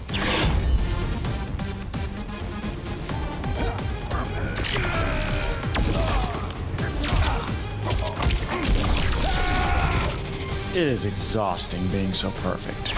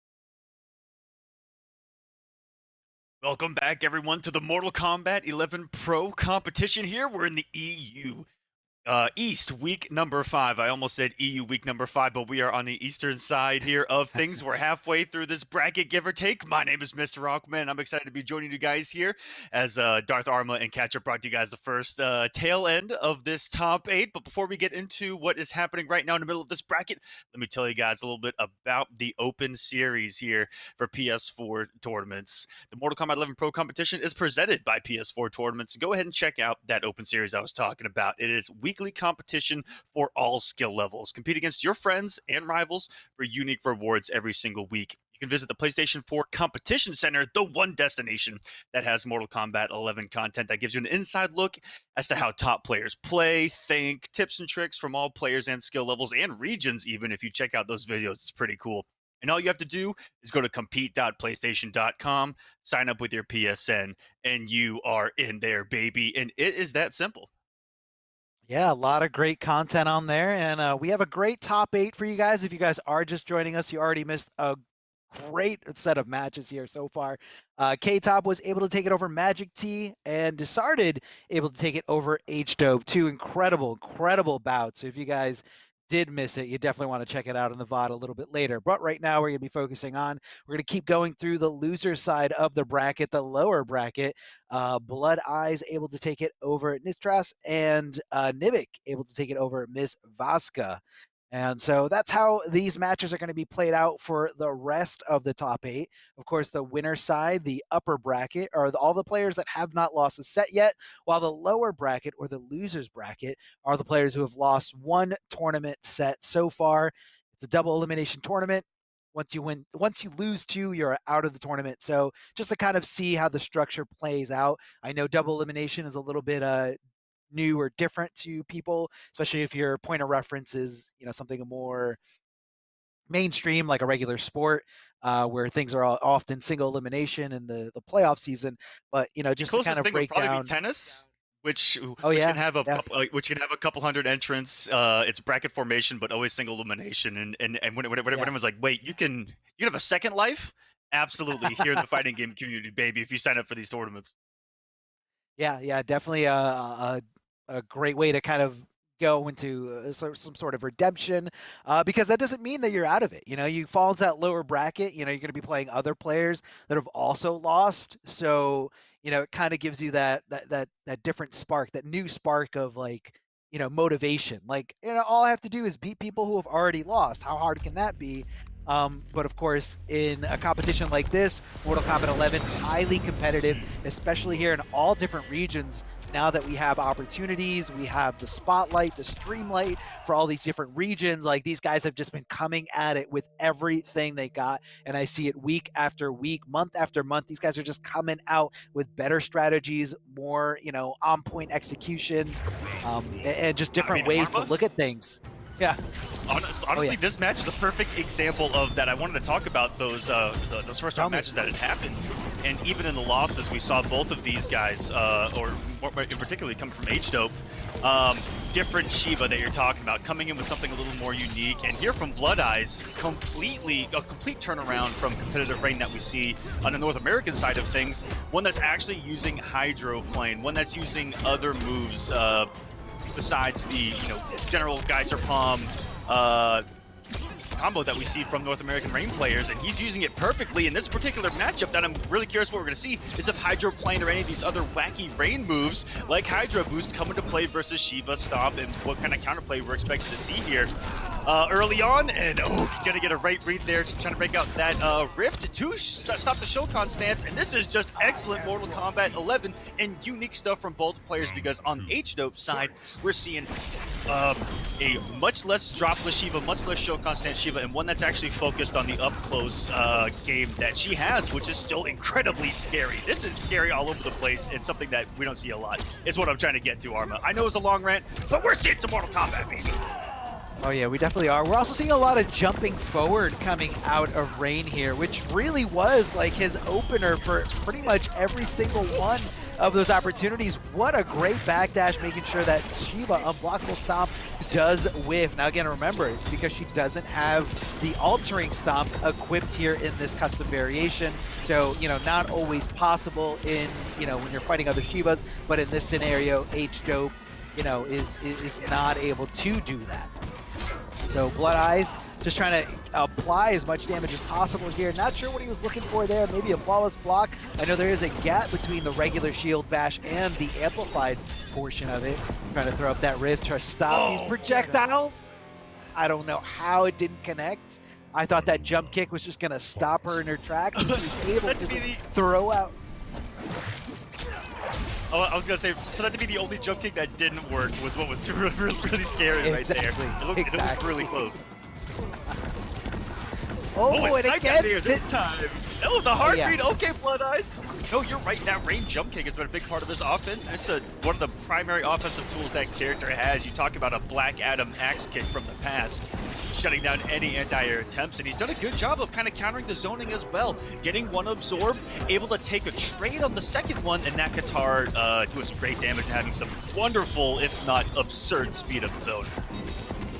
Yeah, so that rift really just kind of stops any one projectile, whether it's a big projectile, like when she amplifies the stance, or tried to get around it, but not able to, you know, get to the other side of Shiva, and that's going to be an easy confirm, easy first match victory here from H-Dope, as Shiva just kind of pounds her way through it, and Rain had nowhere to go. He tried to jump off that interactable, getting a little bit resourceful. I don't want to say getting a little desperate, but he was getting resourceful there, you know, knew what was at his disposal, what he could use, but you know, H-Dope just not overcommitting there, not putting himself in a bad scenario, and just trying to keep really calm. Good. It was really good play with, you know, even though the zoning didn't work out immediately, you could see that he was very adamant, very forceful in just kind of continuing that mindset, right, of this is what it's going to take to win, and said, I'm okay with, you know, losing that first round the way he did, but having a health deficit in round number 2, still stuck it out with the more zoning, less risk-takey play that you were talking about. Kept it really safe, and it ended up actually paying off, and now it even forced a switch off of Blood Eyes here, and what are we even watching? Rain to Scarlet? No. Is this MK9 DLC all over again? A little nod to the MK9 days when the roster used to just pop out of that one side and it just went on forever with all the DLC. It was like, oh, we can add DLC to this game? Let's do it. All right, Scarlet, really zone heavy, but she is kind of widely seen in the community as one of the worst characters in this game. A little sluggish there on that forward dash. I guess she couldn't get around that Shiva stomp thanks to that slight delay from Shiva. Getting a back throw and, yeah, hitting that crushing blow requirement there. However, that's not going to be available for the rest of this match. Teleport. Oh, wait a minute. Smart stuff. Oh, that's no. Unfortunate. If it was any other character. Yeah, well, almost any other character, but Shiva for sure. She only reaches to the sky. Yeah, very specific up to, you know, all the characters up to have very different hitboxes, very different animations, startups, recovery, but Shiva's is definitely not one of the better ones to use as a flawless block of gaps. The Dragon's Dance trying to chip out as much as possible, canceling before that last one just to get a little tricky. Oh, that's going to be a huge punish. Scarlet trying to go for that absorb there, and Shiva not having any of it. Another little cancel. I actually just saw that may have been the first Shiva. Fox, I think, a couple times in Dragon Temple, but you guys in the forward 4 as well. You know, putting that nice, quick, beefy mid on the screen. And these forward 4s from Blood Eyes, no mix that he's attempted has worked at all. And talk about hopes being deleted for that round. That is just guaranteed damage there, because you have to respect the anti-armor breakaway, and H-Dope is making this work with this, you know, shield-style Shiva that's got a mix of kind of everything. Yeah, a lot of utility here. Oh, here comes the stomp. Yeah, and just gonna teleport, but this time, she actually, it looked like it might have been an input error. You know, she accidentally teleported the second time rather than just getting the regular punish, or maybe she just didn't want to deal with it. It didn't work. Or a 12th level read that simply didn't work, where, you know, you have those mind games of doing a teleport and then doing another teleport in hopes that they whiff, thinking that you're going to be where you teleported the first time. Welcome to Mind Games 101, ladies and gentlemen. That's right, that's right. I mean, you can't be too far ahead because you just round up back in the beginning, just back to square one. All right, trying to throw up some Dragon's Dance, but H-Dope getting a little patient here, just canceling out, and wants to get, you know, wants to make wants to reduce that gap between himself and his opponent, wants to get the pressure going here. Oh, if he just went with the straight one, that would have been it. That would have been all she wrote. That was. I don't know. You thought she was going to jump? That's crazy. As it gives, but I was hoping it does. Oh my goodness, the risk of all. Why did that work? I can't believe it. Why did that work? I can't believe it. Why did that work? I mean, at that point, Blood Eyes was just like, well, I'm just gonna. Okay. I have a hard. I'm just gonna do it. H-Dope may have read because Blood Eyes did 3 times in a row. Is it 4-3-4 or 4-4-3? I can't remember off the top of my head, but doing that string 3 times, if I remember correctly, exactly in a row, into parry. Even after he had shown that he'll up 2 it or up 3 it, was still committing to it. I think 3 times in a row, and then right there at the end may have made a hard read. That's what was coming, and could have done a down 3 or something to get some hit advantage with a low. That's maybe, but could not be the case as well. But that's that I know is one thing that was on the back of my mind, was that mind game in that exact spot right there. And then when you think about it, and you're like, if he does it again, what's my option for it? And then you do that, and then you still lose because he just made a really good read with the fatal blow at the end. So that's one reason where letting go of block may have happened right there, or messing up an up 3 or up 2 flawless block. I mean, yeah, it's pretty quick. You know, if you're not holding on a block in that very specific moment, a lot of options. You know, it's very, very punishable. A very, very risky situation. But he saw the payoff as, I will win this game, so I'm gonna risk it. I'm gonna go for it. And right now, H-Dope switching over to a different character, Cetrion. I didn't see the rest of the float out there. But right now we see some ground stompage. Regular boulder, which is included in her default build out, so that's not thing specific here. But that ground pound really going to stop a lot of the things that Scarlet is trying to do. She's usually trying to set up some kind of zoning here from full screen. She can teleport anywhere or right behind you at any time. Yeah, this is, you know, just like Cetrion can. Yeah, but say this is actually just a mirror match, and H-Dope probably just went to the on paper better version of Scarlet. He's like, I can do everything you can do, but it might be a little bit better here. I mean, I think it's kind of even insulting. The low profile. I think it's kind of insulting to Cetrion to say that this is any kind of mirror match, because, you know, we're talking about two completely... in a play style, you know, zoning with a teleport. It's zoning. Yeah, okay, you want to sit back and zone and teleport? All right, cool. I'll sit back and zone. I don't know if he has teleport equipped. I did see the tornado, and I did see the ground pound, or I'm sorry, the earthquake there. Regular boulders throwing up, very risky stuff, as, you know, you can punish Cetrion for, you know, just straight boulder at most ranges, but, you know, a lot of the times you're looking for the amplified portion, or, you know, she's gonna not amplify it. Rolling over to the other side with Scarlet, does not commit big time to it. Cetrion left, leaving her opponent in a standing position. No access to wake-ups at all. Flawless block up 3. This could be the momentum shift that she wants. Back throw, is she gonna back off? No, she's going in hard with those jumping kicks, but didn't see that rising boulder coming at her, just completely stopping any kind of offense, any kind of attempt to try to take that victory here. And now H-Dope 1 game away by switching over to Cetrion, you know, just kind of stopping Scarlet and everything that she wants to do, you know, throwing up the zoning, you know, like you said, Mr. Aquaman. You know, you're zoning, but I think I can zone better. Yeah, exactly. And be a little bit more active, put quicker, more active frames on the screen and in a lot more places than Scarlet can, you know, with the boulders, Hell's Wraths. Although you did see a lot of Hell's Wraths, it was more ground pound, probably worried about the teleport a lot in that situation. And so that's just smart adaptation by H-Dope at the end of the day to make that pick with very specific reasons and able to execute that game plan is good Mortal Kombat, and it's good competitive Mortal Kombat. Blood Eyes making the switch back to Rain here, which I like. On paper, that looked a little rough. He wasn't able to get a lot going. He was about to have to bet really big at the end of that game, and he's already been betting it really big all set long.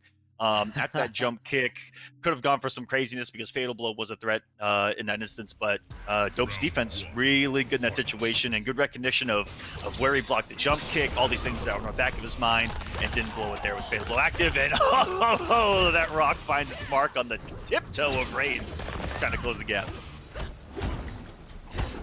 Oh, just swinging back and forth here. Cetrion's got one of the best stand ones in this game. So good, so active, so fast. Crazy good anti-air. Trying to throw the boulder. Speaking of anti-airs, if that did connect, that would have been a huge crushing blow. Look at that anti-air, man. I mean, it just hits so flawlessly. As soon as, even with a character like Rain, when the character like Rain has a great jump in, oh man, these guys are looking for throw, down two crushing blows all over the place. Rain ending the combo here, the juggle, trying to stay right next to Cetrion, but Cetrion's not having any of it. She's just backdashing, staying away, because Rain is just trying to throw everything, including himself. Goodness. What a read right there. That's a big read for this particular matchup. It's a back-to-back robbery.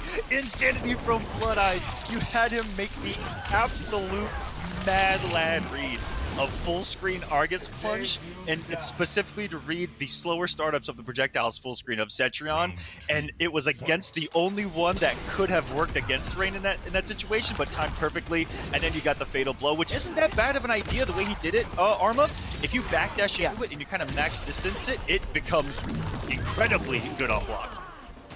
And there we see that same challenge again, because Cetrion's boulder, although it's really, really good boulder with great pushback and a lot of chip, she has a really hard, a very slow time to, you know, pick up the boulder and throw it down in front of her. So if you've got a move that can advance you forward like that, you can really challenge it and really keep her in check.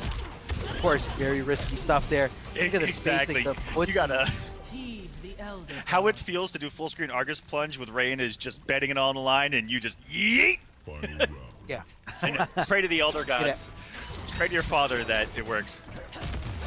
Yeah, you can, you know, a lot of moves are like that, like Kano's Kano Ball. Very, very unsafe on block. But again, it's kind of like the threat of that move is what does it. Big time teleport going into the big time crushing blow. Standing position, Rain is in. Thought a throw was coming, but here comes mid. Thought the throw again, and this time does cash in.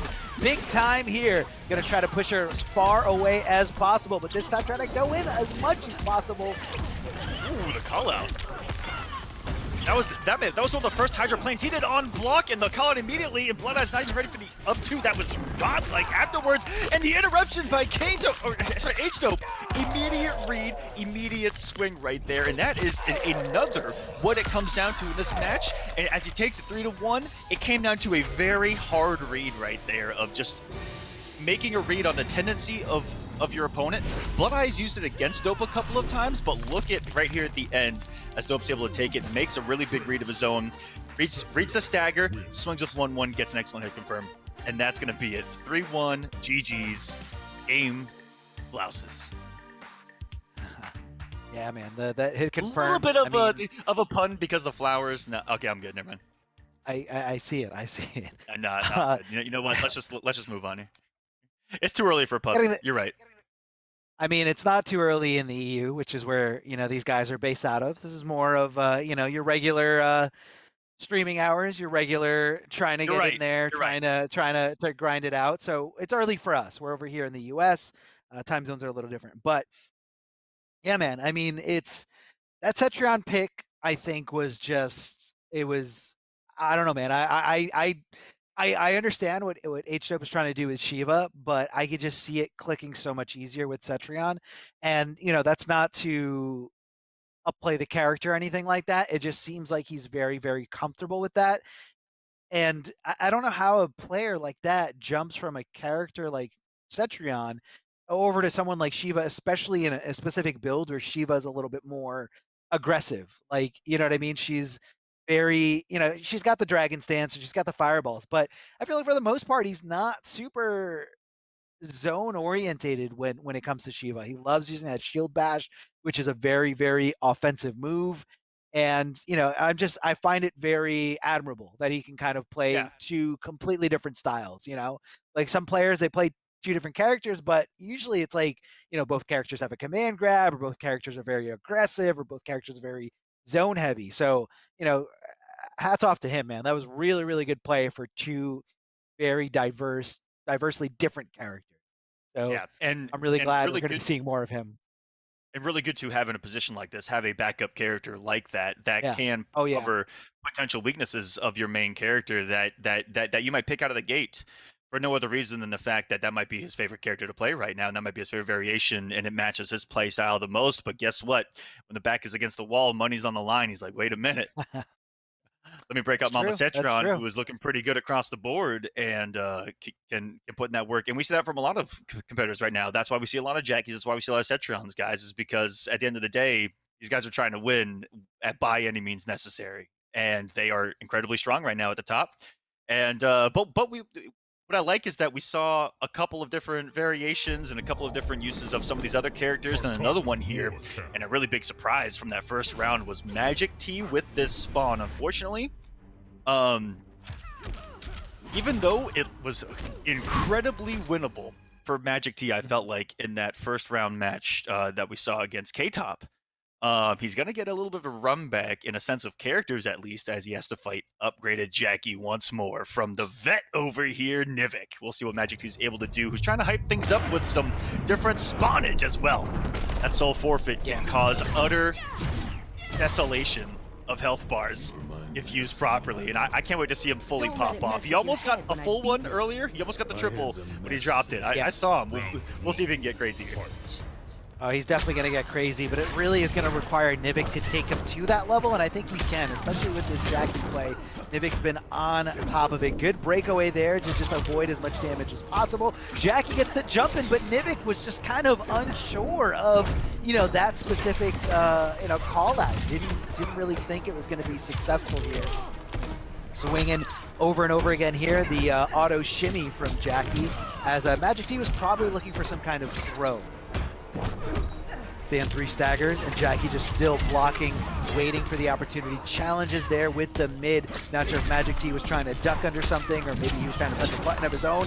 I don't know if that's a confirm or a buffer there. You know, you throw out stand 3, and if she comes into that space, it only means if she got hit by it, and you buffer in that launcher from spawn. He's only needed to hit one more time here on Jackie, but Jackie does have Fatal Blow, so this is very, very scary. Gets the back throw. Again, is willing to take it there because he knows it doesn't mean death quite yet. Trying to stay as composed as possible. Jackie over to the side and just doing. First off, why? A couple of things. I've never seen a down 2 punished on block. I don't think I've ever in my life seen a down 2 punished on block. Let alone from X211. Oh my goodness, that was incredibly rare. But what defense there by Magic T. He was one hit, I would say 70 times in a row, give or take, in how long he blocked right there from death, and he eats one to the dome there anyway. So stand 3 gets an anti-air, and that's been a big key to his success so far. This is going to be about an even fit for Jackie. Oh, it wasn't close enough. That was getting serious as well. Yeah, that was going to be a big crushing blow. And Spawn in general, so beautiful, Arma, is that when you talk about damage dealers, not a lot of people mention Spawn when he might be number freaking 1. Not this round, but overall, this character can just... he can... Hey, look. He just wakes up in the morning. Oh, yeah. And here we go. So again, when Spawn's eyes glow green like that, that means he can access crushing blows without having to fulfill the crushing blow requirement. Yeah, run. Listen, this is Jackie, but you might want to get out of there. He's like Herbie right now. He's fully loaded. Mid-4 days coming out of Jackie. Hold on a second. It's okay. It's happening. I mean, this is a very serious situation here. Back throw coming out of Nivik, and Nivik still going in. But you got to watch out. Those glowing eyes. Those glowing eyes could be your death. Here it starts. Gonna amplify. I'm sorry. Gonna crushing blow here. Big jump in. Is he gonna put her in a no? All unbreakable here. Oh, here we down go. 2 at the end. He decides to hold it. He decides to hold it, doesn't want to deal with it, says, I will wait for the next opportunity. Are we going to see a fatal blow? No. Maybe here at the end, yes. Oh, okay. That's a lot of damage. Right back to you. I don't think it's going to be enough, though. Very close. Ooh, point 13. Oh, no, with the dot damage, that should Yoshi roll good. Go for the block right there. Bets it all, and not like this. Jacqueline They breaks. Answering back. This has been, you know. I love seeing this spawn, man. I love seeing this spawn. It's so hype. For how small of a character Jackie is, we're looking at two heavyweights in Mortal Kombat 11, and they are throwing not just like haymakers, but they're throwing like body blows at each other. 40% combos back and forth, and it's explosive. Yeah, man. I mean, these. I would say maybe Spawn's not as much. Definitely a heavy hitter in terms of like what his damage output can be, but you know, this is just such a great treat to see this character, and especially to see this variation being utilized, because you know you're giving up that bar for the rest of the game, but it is, you know, you do it in a round 3 situation, especially if you haven't used any crushing blows yet. Like the combo potential is out of this world. The combo potential is insane, and you know you can even see when he took half her health, like he did not give her an opportunity to break, except for the very end of the combo, which at that point he's like, no, I want you to break. I want you to break, so you don't have the bar. Yeah, and that mind game, that one little read by Nivik to not break away is probably what saved him right there. Yeah. That one close. Definitely very, very close. Look at that way that Nivik just kind of walks back and just trying to make Spawn whiff, punishing accordingly here. I mean, that's someone who's, you know, very patient and very confident about dealing with jump-ins. And that's what I really love seeing from Nivik, whether he's, you know, taking a more passive approach and just walking back, or whether he's going to challenge a straight air-to-air. Nivik is so good at having that air-to-air mind concept. Looking right there, Nivik with a nice wake-up back one. Timed perfectly on the delay to get that first part to whiff, and you get a nice side switch to Nivik with pressure in the corner. Big whiff by Magic T, and this is falling apart. The big whiffs by Spawn. You guys were talking about it earlier. One of the biggest weaknesses, and kind of rightfully so, there's a couple of archetypes like this where they put out a lot of big, beefy, advancing strings, and one weakness is, you know, that they have a lot of recovery. So these very mobile characters cause really big weaknesses for characters like Spawn that some other characters simply can't do because of it. Yeah, you got to think twice about swinging with Spawn, you know, when you have a character so quick and so agile like Jackie. And look at her just going all around the screen, trying to do as much damage as possible. The throw attack here from Magic T, super duper clutch in this scenario, because right now you don't want to go down 2-0 against Nivik. You don't want to go down 2-0 against Jackie. Is he going to tap in and forfeit that soul, or is he just going to try to win this the old-fashioned way? Save that for round number 3, if we even get there, as Nivik can give him the opportunity to even try. Stand 3 staggers successfully twice in a row. What a normal. We could talk. You could probably give a seminar on just stand 3 alone from Spawn and how disgusting it is. But let's see if Magic T can close this out. 116 left on the board. We're gonna throw close things out. That's a lot of chip damage. Almost half of the life left, and a beautiful reactionary down 2. That extended her box with the cape. Woo! Going up to the moon and back, baby. Interrupting with stand 3, but no commitment, and there it is. Didn't even get the way. Put it up, and oh my goodness, the slam. And welcome to the jam. He could let that rip. He found the forward throw.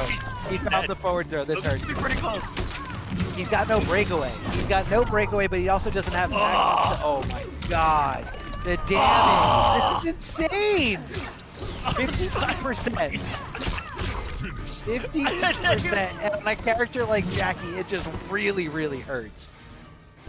The moment that it's once you pop, the fun don't stop with that thing. That's how I'll put it. I mean, it also has like no recovery either. Like he did it right in front of Nivik, and I feel like Nivik was almost like expecting it, and he was still able to block and then, you know, back up with punish with the stand 3. It is a very, very good move. Like, I'm surprised I don't see more Spawn, especially considering that it's a I believe it's a 1-slot variation, or 1-slot, you know, equipable move. Yeah. Because the launcher is a 2-slot one. So, you know, I'm surprised I'm not seeing this in other Spawn buildouts. I mean, you're talking about a comeback factor. You're talking about a game 3 closing situation scenario. I mean, you make it for yourself. Easy crushing blows, down 2s, you know, at the end of juggles, forward throws anywhere on the screen. I mean, those are 2 easy things that are very, very easy to equip. in terms of the beta for Spawn alone, you remember when characters could multiple KB off of a single punish? Yeah. Oh right. my goodness! But that just goes to show you what this character is all about. It is unique in that he might be the one character with that equipped that you almost have to 2-0. Because they are going to be holding that until that scenario where it becomes Armageddon. You know, it's like a doomsday device. Yeah, and it's very scary going into that, round 3 situation. But you're kind of stacking the chips in your favor, as long as you get there. But you're coming off a lot of resources. Yeah, you're gonna be very more reserved in that regard until that moment. Oh, and some of these threes, if he commits off them, could get some major damage. But every time he's found the hit, he's always had breakaway, and his opponents have always had breakaway. Those clean second hits have been what's been troublesome for Magic T early. Yeah, it's definitely tough to get it. I understand. He didn't have the bar to amplify it. That is very heartbreaking there. Could have picked her with a fail right there. That's a big one. You're gonna let Jackie breathe. And Nivik makes comeback happen. Big gets the jump at 1-1. No conversion. And Benedal throw and gets thrown himself. Nivik taking that one from the grave a couple of times. I felt like.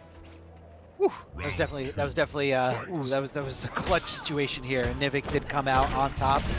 I don't know if Magic T thought he had the bar, and that's why he didn't go for the fatal blow hit confirm. Well, tries the up 2, and somehow it kind of whiffed. That was a very weird exchange here. Nivik now in a prime corner positioning here, trying to just push Magic T as far back into the corner as possible. Magic T trying to bully his way out. Here comes the mids, I'm sorry, the lows, thinking that the throw attempt was coming here. Nivik probably just neutral ducking. And this is, for Nivik, it's, on the back of our minds, the spectators, he's going to be able to do it. Right there was do or die for him.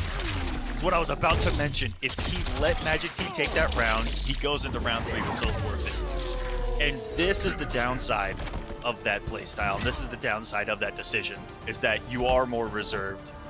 You do put an added pressure on your opponents to finish you off quickly, which is a savage thing to say, but it's exactly the mentality that you need against a character like this. And if there's a character and player to be able to pull that off, it's definitely someone like Nivik, who's very aggressive in the first place and wants that no matter what character is going to be on the screen. And so he's definitely up for the challenge of doing this and doing this quick.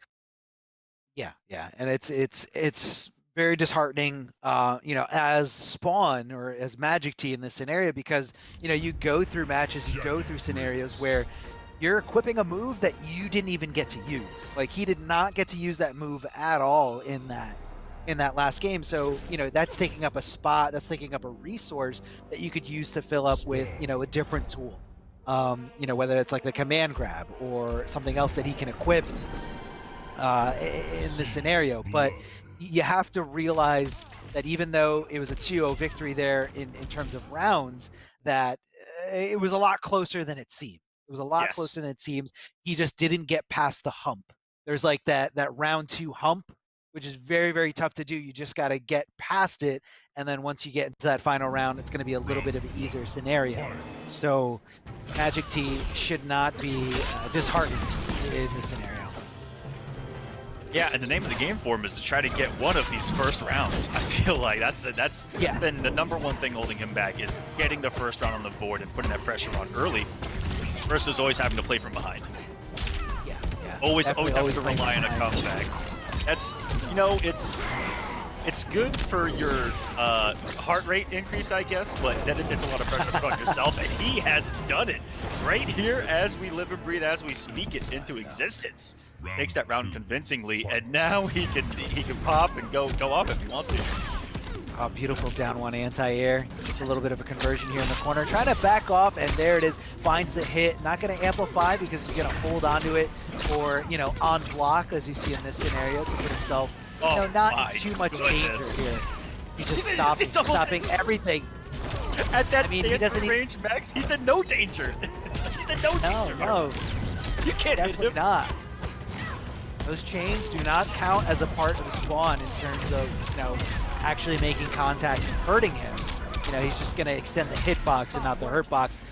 But Nivik, I mean, making this huge comeback here, able to connect big time, but hold on, he still has Fatal Blow. Both players have Fatal Blow now, rolling away, trying to just get away, and wait, what? No. It range! Oh, it whiffed! no! Heartbreaking, absolutely heartbreaking here for Magic T. I thought it was done, I thought it was over here, I thought we were in game number 5, and he just hits it again! Wait a minute, no, he didn't convert it to full damage! Oh, Nivik no, leaving damage on the table! No, Oh. In any way but this. In any other way. Oh, I can't even talk about it. I don't want to talk about it. He's gonna pop it. He's gonna pop this soul forfeit. He's gonna get those easy crushing blows that he hasn't used at all so far in this game. There it is. Popped it. Eyes are glowing green. Here comes the danger as Jackie just decides to leap into it. That's going to be a crushing blow here. Easy damage, no problem. Down 2 does get the breakaway, so not able to trigger that crushing blow. And that was definitely a do or die situation here from Nivik. Had to come off those 2 bars, had to come off those resources. Swings, but doesn't go for the full thing, doesn't go for the full effect, the full combo. So right now, leaving some damage on the table, trying to down one anti-air, but nobody's home. Jackie just squiggling her away from it. Down 2 crushing blow. That will be all she wrote, but that was still absolutely frightening. For Nivik, in round number 2, for Magic T, I like what he did in round number 2 early on, where he was even in our minds a little bit, where I was like, all right, pop it, baby, pop it. You have the first round, you get a hit, immediately go into it, and then the pressure and the threat is on. But he actually kind of took a step back and was just like as if he thought that that's exactly what Nivik was thinking too. And so Nivik, automatically assuming that he's going to be trying to pop a soul forfeit by any means necessary, is going to read that he's going to get really aggressive. And so what Magic T did was went back to a little more reserved pressure, and stand 3 pressure happened to be in the corner, which is the exact spot to do this. But didn't want to let Nivik breathe even then, which I thought was really smart. Unfortunately, almost gave away the entire round off of a couple of miscalculations and spacings, but able to close things out still with the soul forfeit, because you saw that health leads don't matter, nothing matters when it's active. He can just obliterate you off the screen. It was fast, man. It was very, very fast, and because of the damage potential when that soul is forfeited, when that 1 bar of offensive meter is completely forfeited for the rest. It's very you're so willing to come off that breakaway a lot faster, because he's going to give you very little opportunities to do so, which is why you saw Nivik going for it. But when you lose that resource, you lose a lot. You can't roll, you can't wake up attack, and your movement and your decision making becomes a little bit more restricted, a little bit easier to predict. Enter our first. Is this our first game 5 of the top 8 so far? I believe so, man. Definitely got me excited. Going for a regular forward throw. Yeah, man, they're trying to keep that corner positioning here. But this is one of the few stages where you have pretty good escape interactables on both sides. So corner not going to mean as much in this stage versus all the other ones. Again, Mortal Kombat very unique in that way that the stages all matter. The stages are definitely not the same. Nothing the same here. I mean, you have interactables that hit overhead, low, you can move around, use invincibility frames. So you really got to pay attention. Swings does get the hit, but I guess just preemptively going for a stagger. Patience by Magic there. Only at the 13%. Jack can go for the side switch. Speedy do it. Dot damage really good for Magic. Not to panic. Oh, this is scary. Scramble situation. Both are swinging. Just safe. 10 seconds left on this clock. Oh, someone's gonna have to get risky. There's dot damage coming down. Okay, it is enough for the kill. That got me a little bit worried. That dot damage can scare me when you're at about that range, because that stuff can add up quick. But now we got a match point now for Magic T. And here's the exact same position that he was in last game. Darth Arma, is he gonna pop this early or save it for a round 3 only? I feel like it's usually a round 3 specific thing, especially if he's got like a little bit of a life deficit here. I don't think he's going to come off that resource. It's way, way too precious here. Oh my god, Nivik just all offense here. Throw, escape. Yes, going to buy some time. Going to wait for that slowly rebuilding defensive bar to come back. Hitting that stand. Nivik just trying to back away, not trying to block anything here. Magic T starts swinging, but unfortunately in the recovery ends up getting punished thanks to that roll away from Nivik. Game 5, final round situation here. Everything on the line here. Both players on the brink of elimination. And there it is, baby. Only one offensive bar for the rest of this game, but all you need is the one hit. Well, now that he doesn't have breakaway, you only need the one hit. With a 950 character, let's see if he can pop off. If he can land a hit for Nivik, it's just going to be a tale of survival right now. He needs to get the hits himself, cannot let this character even breathe. And just like that, one wrong decision, even though you've got the breakaway right now, look how much unbreakawayable damage is about to come. It's about 400 guaranteed. Exactly 400 guaranteed. Oh, it hurts. Oh, man, does and he that still hurt. has 14 of them ready for you. Yeah, he's still got more crushing blows if he needs it. I mean, Nivik is literally one throw away from dying or a regular hit away from dying, but he's making this comeback down. 400 damage was guaranteed as He's dead, well. he's dead. We're not finished. Oh KB, my no god. KB. Sniped out of the air, and Magic T has done it. Avenges his first round loss on the winner's side to this character and gets the soul forfeit going in these final rounds. We got the friendship. Hellish desires. And Magic T gonna take this in an explosive display of this game. 400 damage combos minimum, I felt like there. It was a beautiful sight. It's really, I mean, the routes that you can take to get all that damage is just insane. I mean, it can come from a throw, it can come from a regular hit, it can come from, you know, a lot of times you see, you know, in this game when you anti-air someone, especially a character like Jackie, it's hard to convert into some really good damage, but if that soul is forfeited with soul forfeit, giving him access to those easy crushing blows could mean that he can really, really do damage when he hits that down one or stand one anti-air on a character like Jackie, and it's just so scary. It really makes you second guess your offense, and I guess that's a little bit of what I saw there from Nivik, where he wasn't as, you know, in those round number 3s, he wasn't as willing to jump in. He wasn't as willing to go crazy and just do the Jackie thing because he's like, oh, I could die. Literally one decision could mean I'm going to die. I can't believe I'm going to say this, but it's like the perfect thing to say. He didn't leap in because of the implication.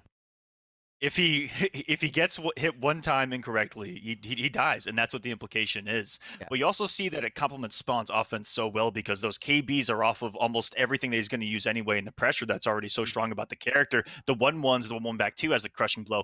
The throws, strike throw off of that. You've also got the low start that leads up into the crushing blow, and so all of that just complements it so well, I feel like.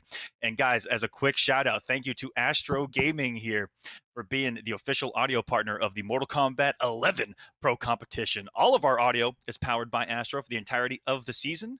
Go visit astrogaming.com to find out more information on all of their officially licensed PlayStation audio products available now. Yeah, a lot of good things over there at Astro. So, guys, looking to upgrade your setup, definitely hit them up. And I can't wait. I can't wait to see how the rest of this goes, especially I'm going to feel a little biased here because I do watch Magic T. Magic T streams all the time. All the time. He's very, very entertaining person to watch. And this Spawn is just explosive. Yeah, big shout outs to Magic T. I think he's actually streaming right now. So Magic T, you are absolutely killing it here. You're doing such a good job. But this Spawn is just so interesting. Like I love seeing things that are a little bit unique. You know, even saw that at all these different tournaments. Like when Shiva made that debut, the Dragon Stance coming out, and everyone was just like, "Why is no one using this yet?" And you know, I feel like this top 8 could be that stage, could be that scenario where people are like, "I think this needs to get revisited," because I feel like Spawn has been. A lot of people were hyped for Spawn, of course, because Spawn is Spawn, but everyone felt like his tournament variations were a little lacking. You know, command grab being a true high that you can, you know, duck under. But I think with this variation, or with custom variations, I think this character has a lot of potential. But we're gonna move on. we have Shang Tsung versus Jackie. Now, these players we saw a little earlier in today's broadcast. We have, so I believe this is the winners finals here for yes, for our bracket today. Yes, K-Top versus Disarded. Amazing Shang Tsung player, probably one of the best Shangs. Very zone-heavy mindset. Willing to just kind of stay back and wait it out. But let's see how Jackie gets around some of these obstacles, some of these projectiles here. Yeah, he has been rocking that open series if you guys have watched week in and week out, and now it's kind of bleeding over here into the pro competition and on a more global scale as we start to get more and more familiar with the name Disarded, that's for sure. And with this character, he's got that duplicitous edge as well, where he uses the shapeshifter Shang, and he's got an up-close and personal aspect of his gameplay as well. Loves coming with those jump kicks and then abusing the mix-ups off of back one, the staggers off 1-1, and the kind of natural, good frame data that Shang Tsung has with a lot of gapless pressure too. So smart. I love it. He's gonna get a absolute rock of a single hit right there. And this should be death. Yeah, this isn't going to scale too much here. Definitely dead before the Sweet Chin music. And unfortunately for Disarded, did a good job of keeping Jackie away, but Jackie got that jump in, I think, twice, and able to decimate his life bar here. But she's not going to have that fatal blow going into the next 2 rounds, potential next 2 rounds. Beautiful flawless block up 2, very familiar with the gaps. Didn't get the meaty thanks to that delay wake up coming out of A-Top. Goes for the rain kick. That is very unsafe, but not, by very, I mean like it's definitely unsafe, but not, if you're not ready to punish, not ready to swing right away, you're gonna let it go. I also did not know if that was punishable or not, believe it or not, and I would have guessed it was safe because the last roundhouse like that was safe in NRSG. I definitely want to say it's punishable. I could have been wrong on that one, but I want to say usually things that lead into a lot of combo potential like that, usually whether it's amplified or not amplified. And Disarded gets the nice little stagger there, or I'm sorry, the auto shimmy there coming out of Shang Tsung. Looks like K-Top might have thought a throw was coming, or a throw attempt. Beautiful OS with that jump kick. You saw him wake up with a stand 3-2, which tells me that he may have been trying to wake up with a flawless block, which would not surprise me given his skill and the fact that he's done it multiple times before. Like, he would, with those surprise flawless blocks, he even started the round with it last time, and there's the corp drop, and even combo. That was some disgusting damage. And this is not full shapeshifter. He likes to bring kind of what he likes. So he brings the corpse drop, he brings the lift, and he's got the roundhouse for optimal kind of damage here.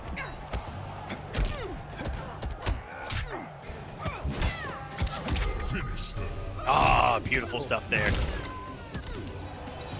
That's if I remember correctly. I believe that he picks and chooses which of the ninja abilities he wants to use rather than have them all, because he likes having the ability to have everything else that Shang has.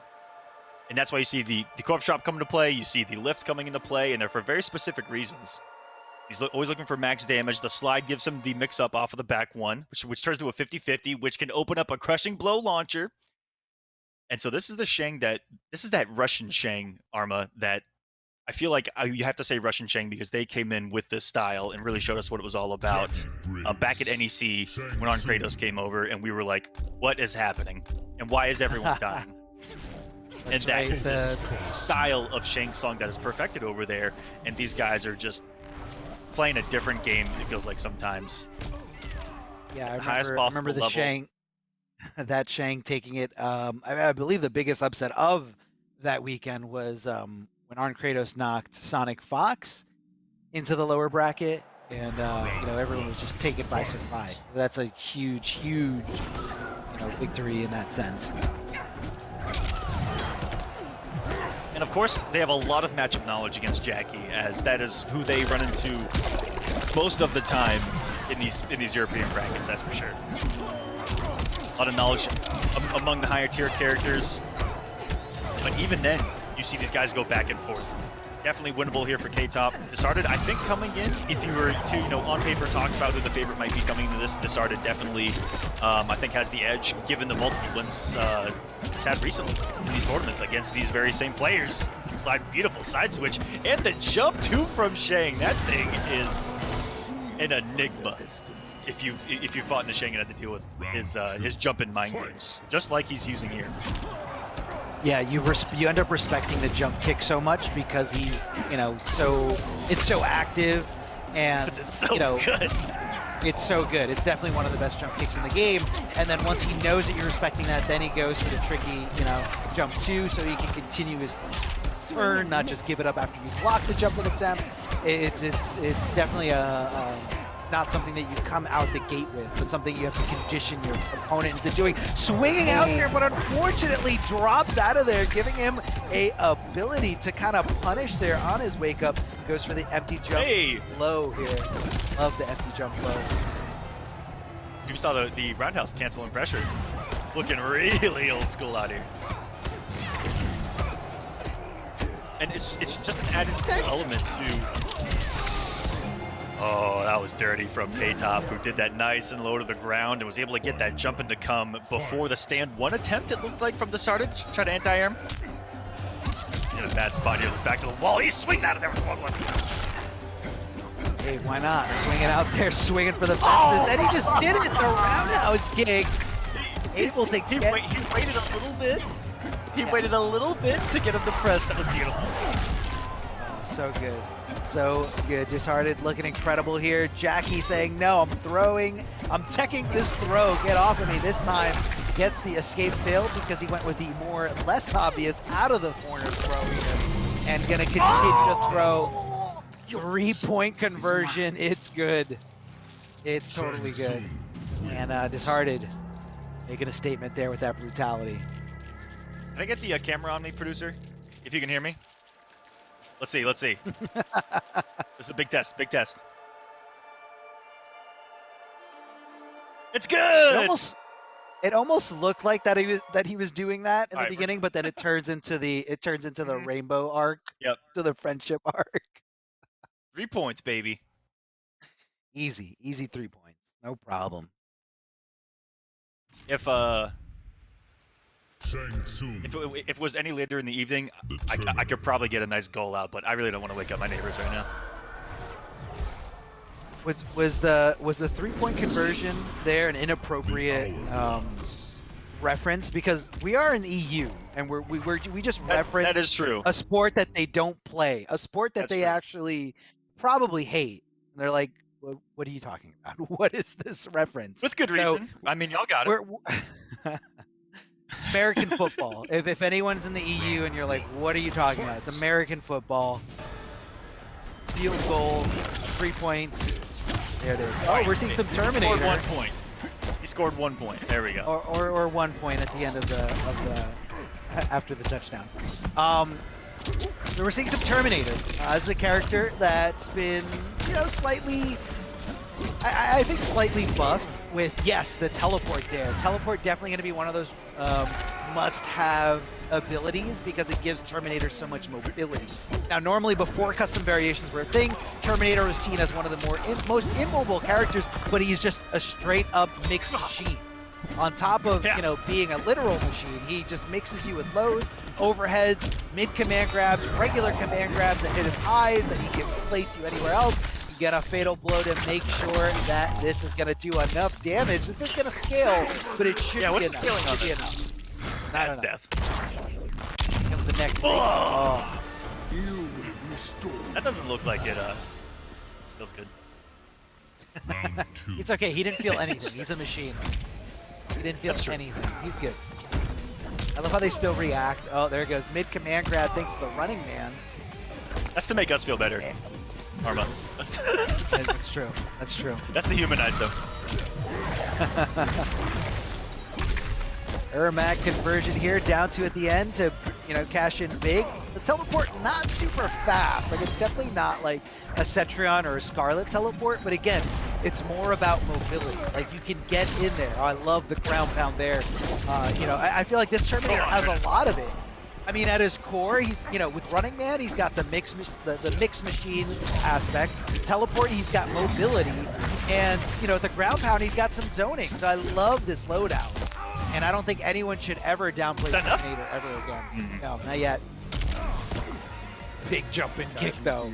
I don't know what he was doing, but the last thing he was doing was blocking. That run grab has a KB on it, but he has to run a certain distance. So it's one of those things where if you respect it too much, he can burn you, and if you disrespect it too much, he can burn you. It becomes some cool mix-up opportunities. This is a big pickup for this artist. More importantly, having this corner position, and that was a disgusting read. Hard read, paying off for him there with the wake up down two. Knowing that he wants to get that early jump kick out, but it's trying to meet him with active frame. So smart. Disheartened is like looking hard for, you know, the Running Man grab again. Love the conversion. 1-2-1. Hits him with the overhead and able to go right into the ground pound. Okay. I love this. Okay. I don't think anyone out there can downplay Terminator ever again. Yeah. This is... I'm sorry, not Dark Fate. This is a mixture of Dark Fate, Destroyer, and having the teleport. The low pound... which comes from the Dark Fate variation, or sorry, from the Destroyer variation, makes his mix-ups even more mix-ups. It gives him more mix. So you... more mix. This is why this is why we call him a mix machine. He's definitely a mix machine. And but he's that just... was dirty right there. And that isn't a mix-up that comes naturally, even with Dark Fate. Quick overhead low doesn't exist. If you read the overhead, you have more times than not, if you're right on blocking the overhead, you just let go of blocking, you hold down, and then you have a nice day. Not in this variation. So I do like what he brought to the table, and it worked, and what a turnaround to go to Terminator and save yourself against Shang Tsung. Oh yeah. A little bit, I mean, this is a little bit different here for round one.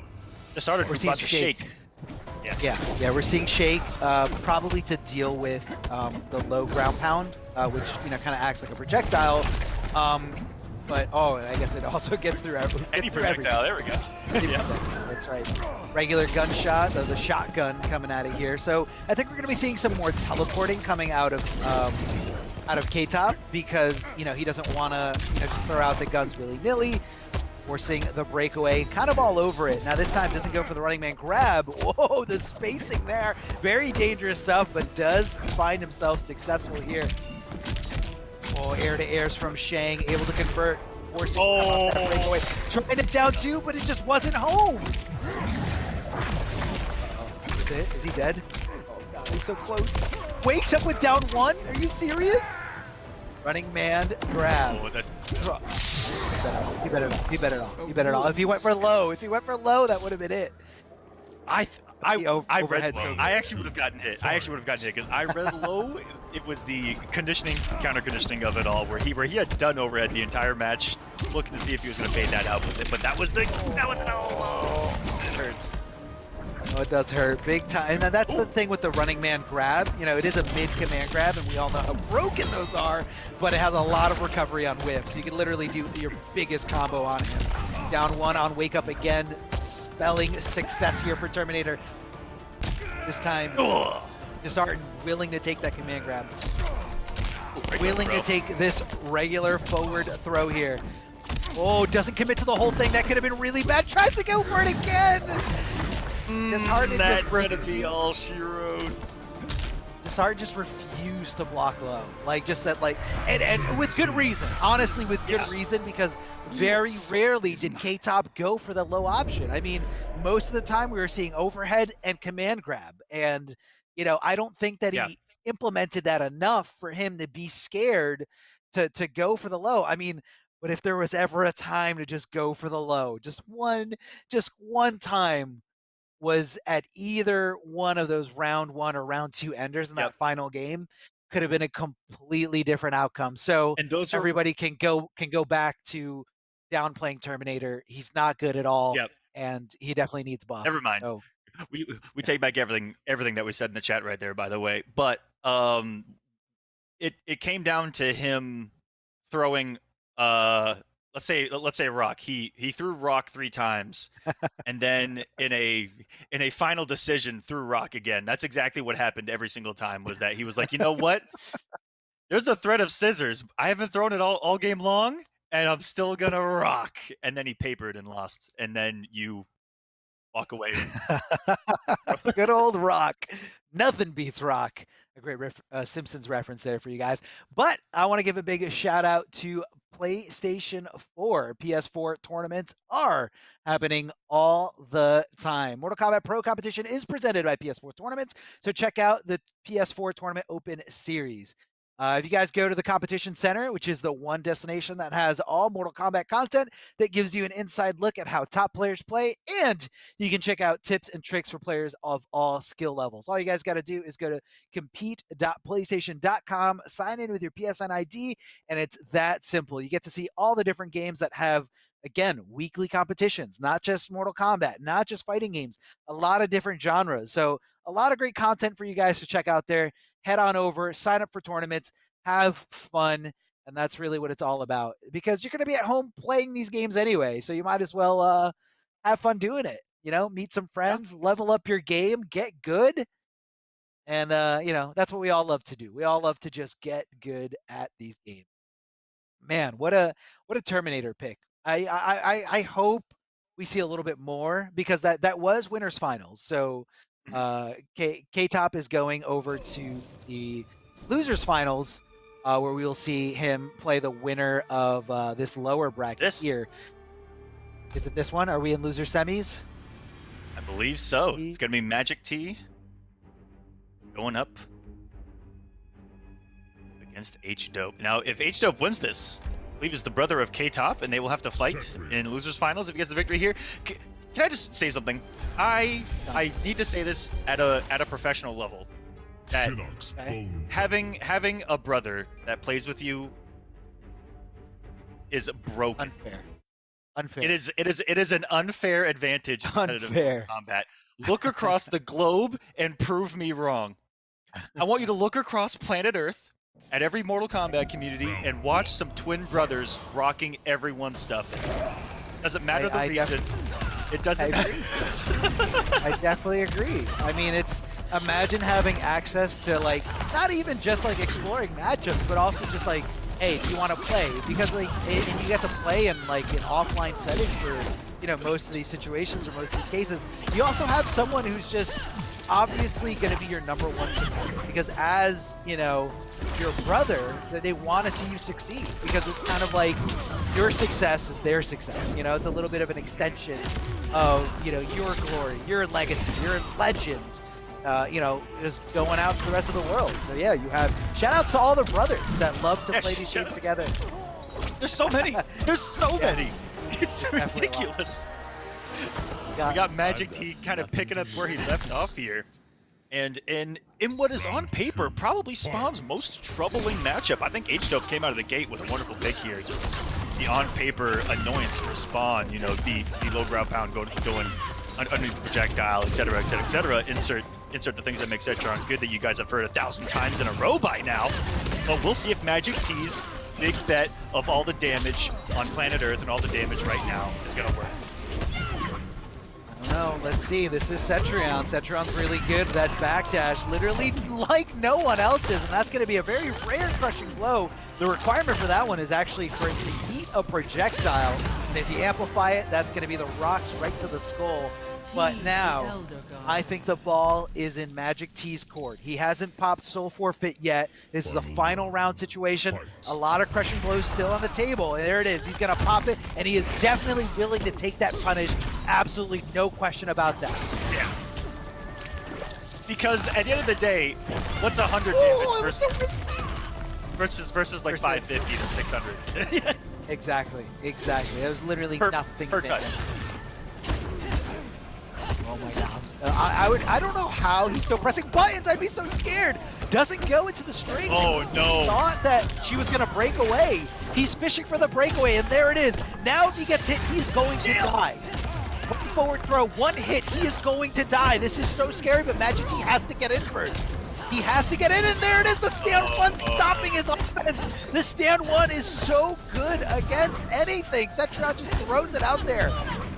Still only one hit away, and he dashed into it. That was nothing but buttons, nothing but aggression from H-Dope, and that is what I hate to say, what Cetrion is allowed to do when you can't stop that tornado. She resets neutral, and then she puts active frames there. The last read I feel like that you want to make there, you know, there are two reads. Cetrion can read that you're gonna get aggressive, put out active frames, and those active frames are gonna get there 8 times out of 10, maybe 5 times out of 10 before you do, and that's why you see him dash up into a stand one, dash up and even throw there. That was even a bigger risk.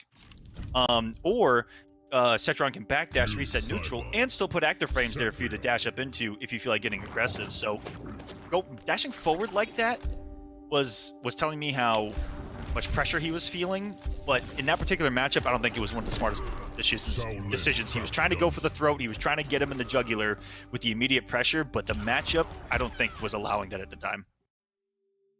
No, definitely not. And I feel like Magic T just got too aggressive there, and I feel like it was because H-Dope was so composed that Magic T was like, all right, I forfeited Soul, like, you should be scared, you should be running. And he was kind of expecting Cetrion to like try to back off, but H-Dope said no, like, I know I'm one hit away, but I'm cool, I'm chilling, down to crushing blow, big damage, able to come out of there because of the breakaway, and now is gonna have no resources here for quite some time. No wake up attacks, no rolls, as Cetrion just kind of goes in there with her offense. H-Dope looking incredible here, as Magic T is just getting pushed over and over up against the ropes. Magic T fighting his way out, able to convert, never mind, drops it there because of a weird airborne wonky situation. You hate to see it. You hate to see it. Ooh, that was a beautiful read there. Another one, and just kind of a natural read. Cetrion, when she gets her back to the wall, definitely looking for a teleport. He scouted that perfectly. He's loading up a lot of those shadows, but crushing blow, only one more shadow could do it! That could have been risky for H-Dope there. One straight shadow trade is going to be it. This is mercy. One more projectile for either. Oh, it's the Hell's Wrath that closes it out. H-Dope So intense. Such an intense moment there at the end. I mean, you could cut the tension with a knife. These guys just didn't want to give up anything. And I don't know how H-Dope did that forward dash throw. Like, in that situation, in that scenario, like, everyone's so willing to press a button, but he just had the perfect read on his opponent. Magic T whipping that. Here comes the micro dust. Aww. And then the armor break at the end. Add insult to injury. This is insane. Oh, that was like 4 resets in a row. Oh. It hurts so bad. Looking to fulfill that requirement there with the, you know, getting those clones to hit. Oh, trying to get tricky there. Just kind of keeping Cetrion in check here with these slides, these clone slides. The 2 hit his lows, so they're very, very annoying to deal with. That's a lot of damage. Yep. Oh yeah, definitely a lot of damage. Little poke. That was nothing okay. wrong with that. That Armor, this is gonna be a big read. That only worked, and I could be wrong. That down one only worked because Cetrion didn't have the space to backdash out of it. She backdashed into the wall and couldn't go back any farther, and then so the 4-2 was actually in down one range. But usually that stagger in the backdash, what he just did right there is to force a blow up of a counter poke. Ooh, he got lucky. Okay, so if he wasn't in the corner, it would have whiffed. He would have recovered in time to you know, swing her own buttons, which are really, really good. Like, you guys can't downplay this anymore. Like, her buttons are so good. It's just a fact. Look at the frame data, and it's a fact. She's got the active frames. She's got the startup. She's got the gap distance. Wake up! But one thing that Magic T has more than anyone here tonight is damage. It is. She's gonna be able to survive this. It's close. I mean, hers scales a lot. I think he's alive. He's alive. He's alive. He's alive! He's got less than 1%. Half I don't even know if he can teleport there, because doesn't he go through the ground to teleport, or does he go up? I can't remember. No, he goes through the ground, but I don't know if he's actually able to get hit out of like the animation, or if he just becomes like a ghost right away, like like Martian Manhunter. Yeah. Either way, it kind of becomes a read, because once you as Cetrion, all right, look at this match through the eyes of Cetrion and see Noob Saibot jump. What's immediately going to go into your head is he can teleport, or he can bait me into thinking that he's going to teleport, empty jump, and then he will be close enough to try to swing with something to kill me. And so he, I think, counter. You know, it all comes down to that quick decision making in those moments where he goes, okay, I'm going to call him out on that bluff, or that potential bluff that may not even exist, but you have to make this read, and I'm going to ground pound. And it was read perfectly. He landed right into it. It was chip. GG's, have a nice day. Yeah, definitely all she wrote at that point. I mean, it's definitely a risky maneuver, but you know what? The payoff and the what you can do to a player's mentality is well worth it. You know, you can't just sit there. Blocking will get you nowhere. All right, we've all read the loading screen. Blocking will get you nowhere. You gotta go in. You gotta do something. Listen, guys, if you're blocking, then you're losing. Yeah, exactly. The moment that you let your opponent breathe, you've lost. That needs to be your mentality.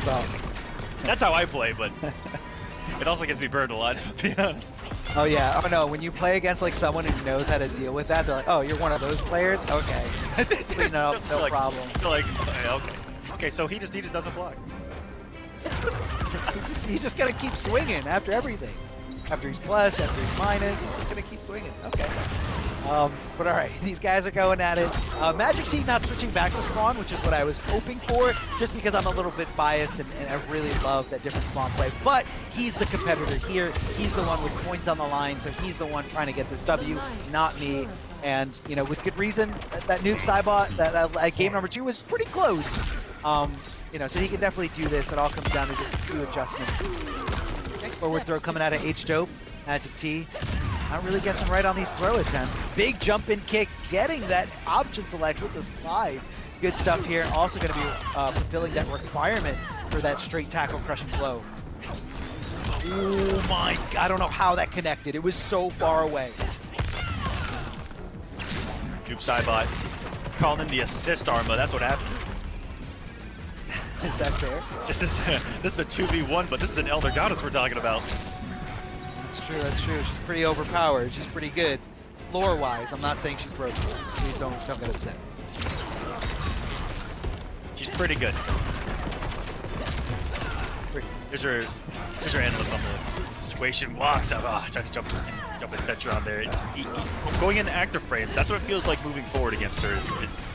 There's a fear of there always being something active when you move forward, and so anything that moves you forward, any risk to press a button, it can make you second guess it, and it gives Cetron a little bit more breathing room. Luckily, he was able to survive right there and get aggressive enough to land a couple of hits. For Magic Team, you guys can already see the playstyle and the archetype that kind of he is, which is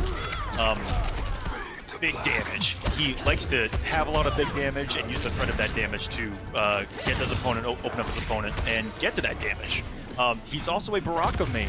Magic T actually, I think, primarily plays Baraka, but you're never going to see that in this matchup. That's why you see someone like Noob Saibot here, who has a counter zoning tool that leads to a lot of damage. That is exactly the Magic Team way. And let's see if he can close this top, because all of what I just said is starting to click here. Yeah, I definitely see it here. The gears are spinning here as Noob Saibot getting some good damage, trying to go for a throw, but maybe a little too obvious here. H-Dope one step ahead of him, cashing in big time here in the corner, making sure that damage packs on as much as possible. Good challenge, and that's what I'm talking about there. That boulder from Cetron can be punished. It can be punished, but everyone's so scared of the amplification. But if you look at the risk reward, if you look at what do I get if I guess right versus what do I get if I guess wrong, you're going to take one stray little hit from Amplified Boulder versus a full combo punish like we just saw from Magic T. 1-1-3, ending it with a fatal blow, ending that game, and that was just textbook incredible punishment here. So good. So good. That is knowledge. That is matchup knowledge. I've also never seen that conversion into in the fatal blow there by Noob Saibot getting, what was that, the stand 3 or the stand 4 into it? That was pretty. Still able to close pretty things out. clean. Magic T stays alive, and it was off of what he brought to the table that Spawn didn't have. He had the big full screen anti-projectile read and the massive damage, and now K-Hope, or sorry, H-Dope. I keep saying K-Dope. I want to say K-Dope because of K-Top. I'm so sorry, guys. It's only because they're brothers. Yeah, I think I either made or almost made that mistake earlier. I was like, I mixed their names together. I've caught That's just what myself happens time. when they fuse. That's what happens when they fuse together and, you know, enter a 2v2 tournament. they change their name to K-Dope. K-Dope? H-Top. Oh, for sure. For sure. We need to make that happen. H-Top, K-Dope. 2v2. Brothers. Oh my god, we should put on an exhibition where it's like only the brothers. The connection will be terrible because they all live really far away. I would love to see it at an offline event one day where it's just all the brothers of the world going at it. That's a jail, and that's. I just looked up and watched a murder happen as we try to break that down. Great pressure by H-Dope too. It's gonna lock him down with the forward 4 there.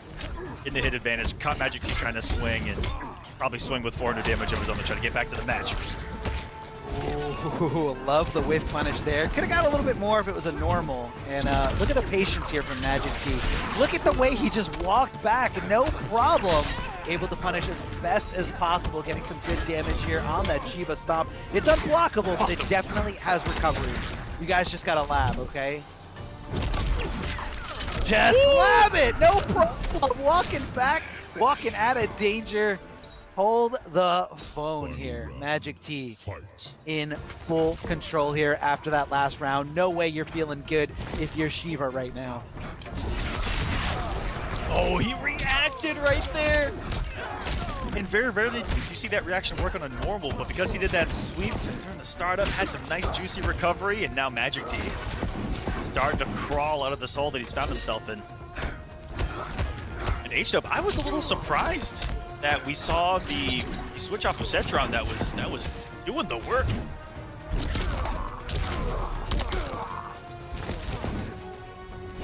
I wonder if it's a matchup specific thing. Saw a couple people talking about how this could be bad for Noob, but I'm seeing it kind of in that back and forth mode. As long as he's been in this corner, it's looked a little rough though, and you gotta respect the Amplify. Got away with one there. Yeah, definitely got away with one. I mean, you never know. It's a little bit of a mind game here. Sweep to close the distance, and right after the sweep, swinging for the fences, not able to convert into the damage he needs to make this happen. Magic T on life support here, gets opened up, and it's gonna be H-Dope moving on here into the losers finals. H-Dope, incredible Shiva pick here at the end. Shout outs to Magic T, you played so great, especially when you were picking Spawn.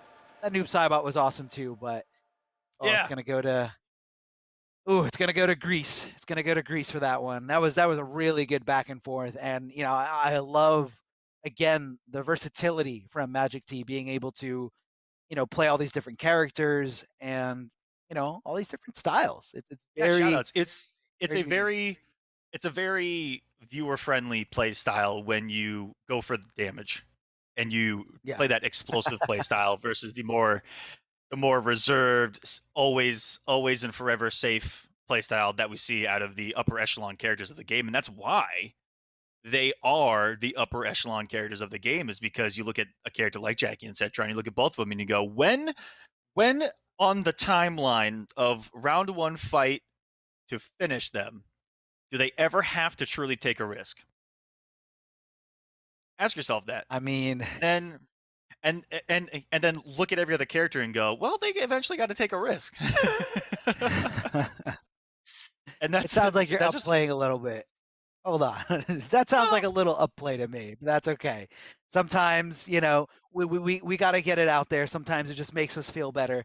You know, and what else makes us feel better is purchasing some official merchandise from the Pro Competition. All you guys got to do is go to Amazon.com/Mortal Kombat. You can rep your realm. There's all these different shirts, different styles. They got different colors, and they don't just have these 3 characters here. They have more. All you guys got to do is head over to Amazon.com/Mortal Kombat.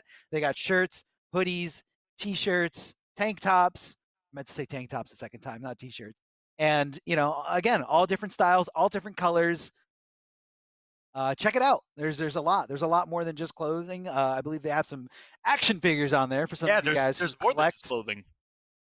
Yeah. You guys collect, have nice little props in the back of your stream, whatever it is. Head on over to the merch website. Check it out. Get something fun for yourself, and rep your realm. Well, most importantly, rep your realm, rep your region. I unfortunately only have the North American one, so I apologize, guys, that I didn't have the Intercontinental one. But you know what? I'm just showing you guys some love over here from the North American side. You guys go ahead and check out that shop. Guys, check it out. Check it out. So it looks like we're going to be taking it to a break here. Yeah. So anyone at home, don't go anywhere. We're coming right back with losers finals and grand finals for EU East. Don't go anywhere.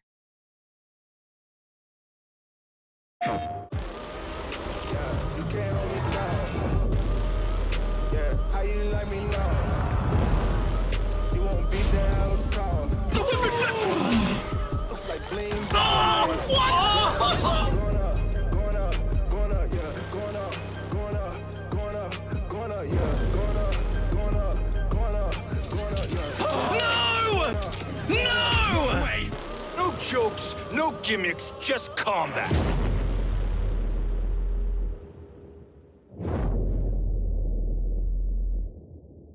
PlayStation.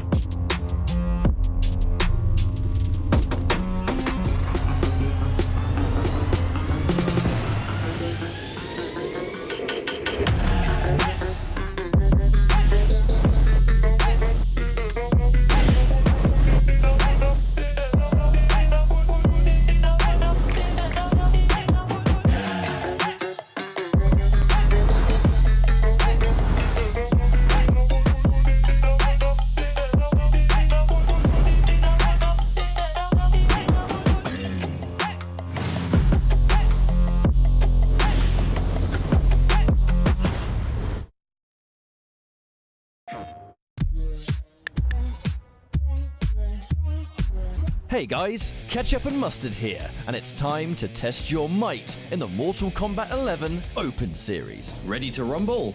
Power on your PlayStation and head to the Events app. Filter by type and select a convenient date and time. Boot up MK11 and locate the PS4 Tournaments menu option. Click it to visit a familiar place, the Console Events tab. Sign up and prepare to play. Once registered, you can view your tournament details and check-in time. A notification will remind you to tighten your black belt and get over here for your match. Continue combat in the open qualifiers to close in on the competition. Thank you for watching, and we'll see you in the tournaments.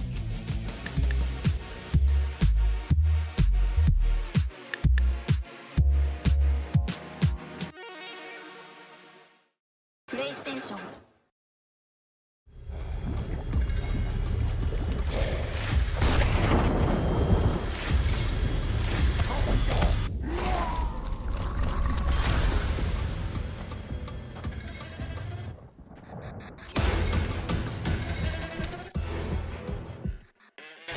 Who are you? I'm your worst nightmare.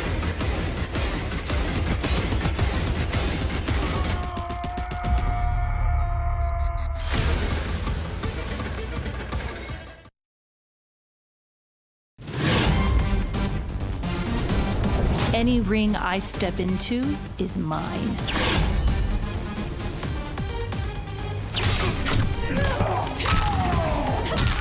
End of the line. Then this fight is now personal.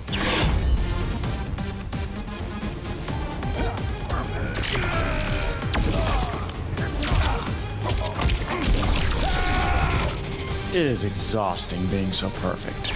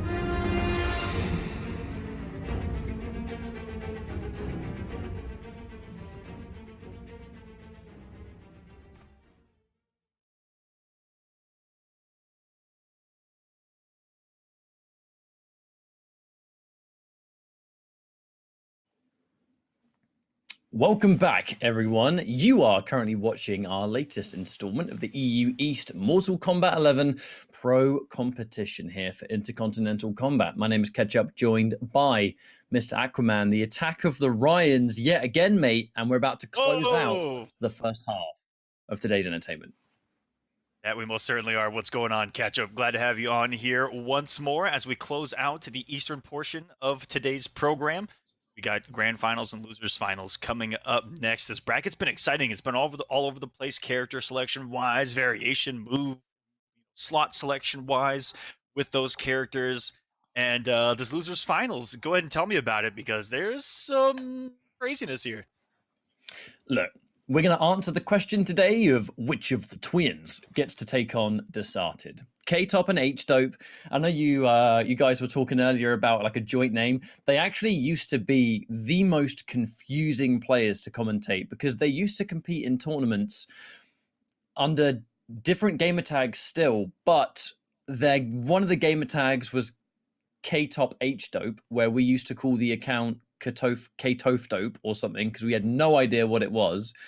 This was back in the MKX days. So they used to have an account called K-Top H-Dope, one word.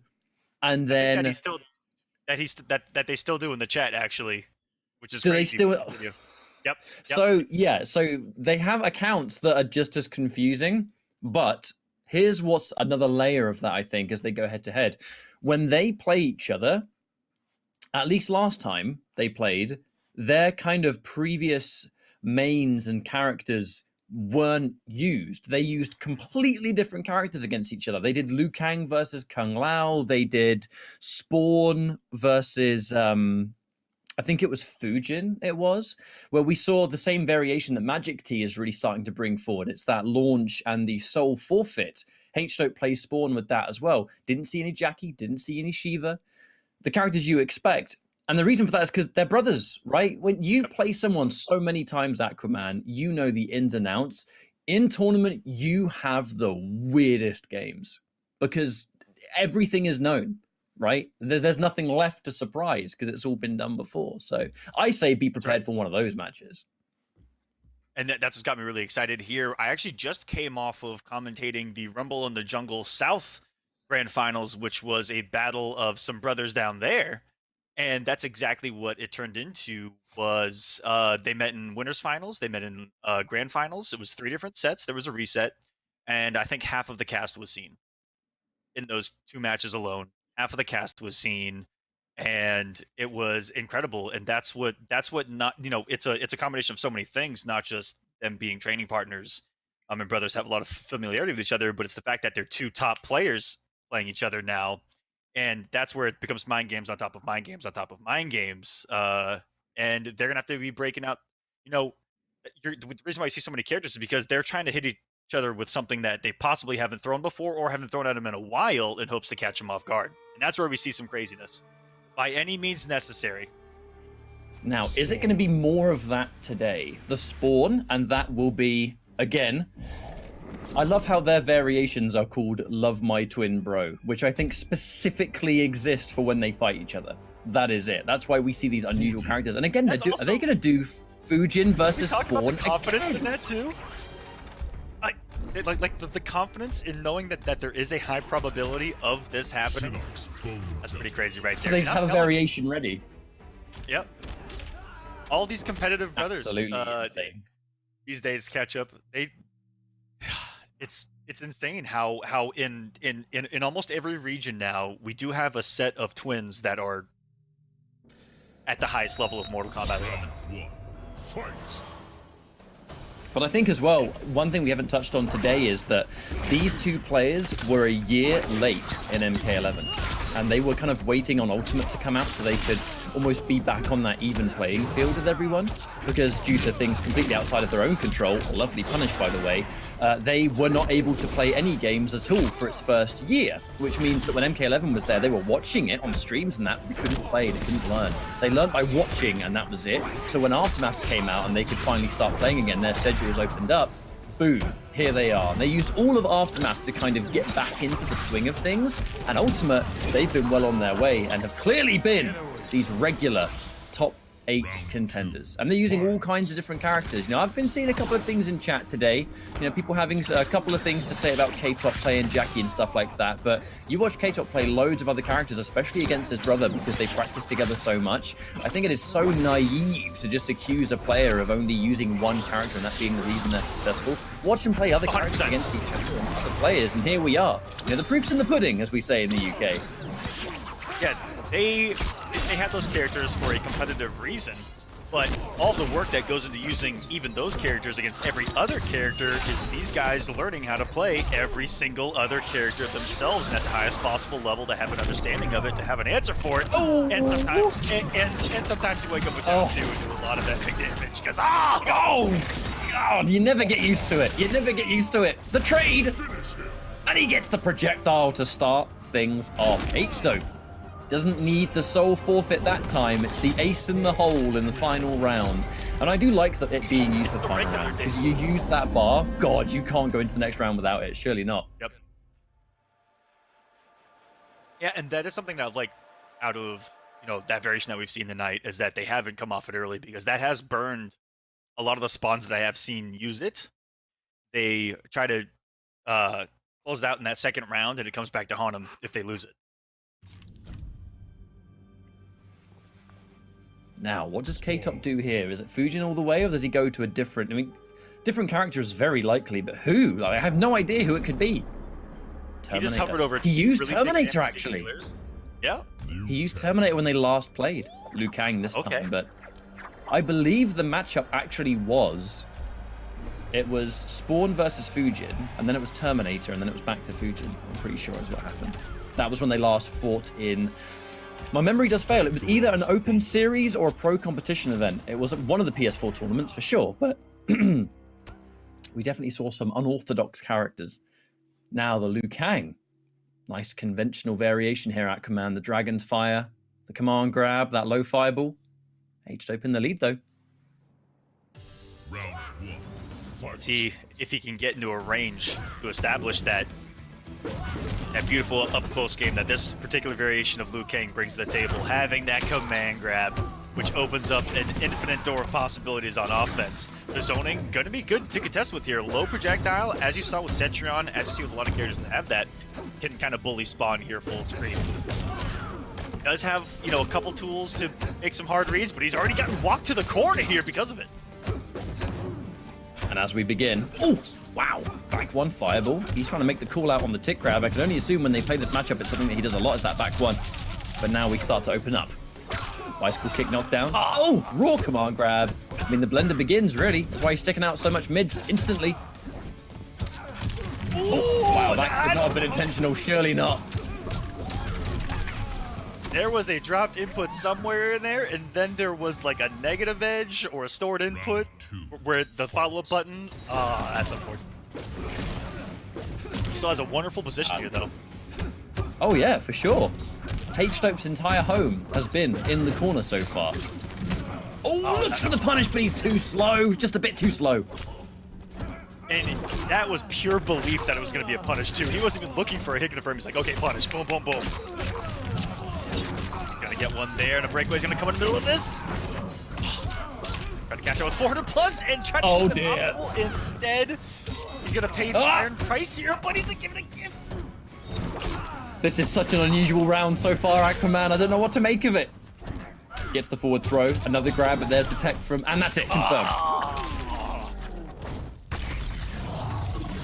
Off the tech, and he put out one of the quickest things there. 1, 2, 3, bam, bam, wham, bam, thank you, ma'am.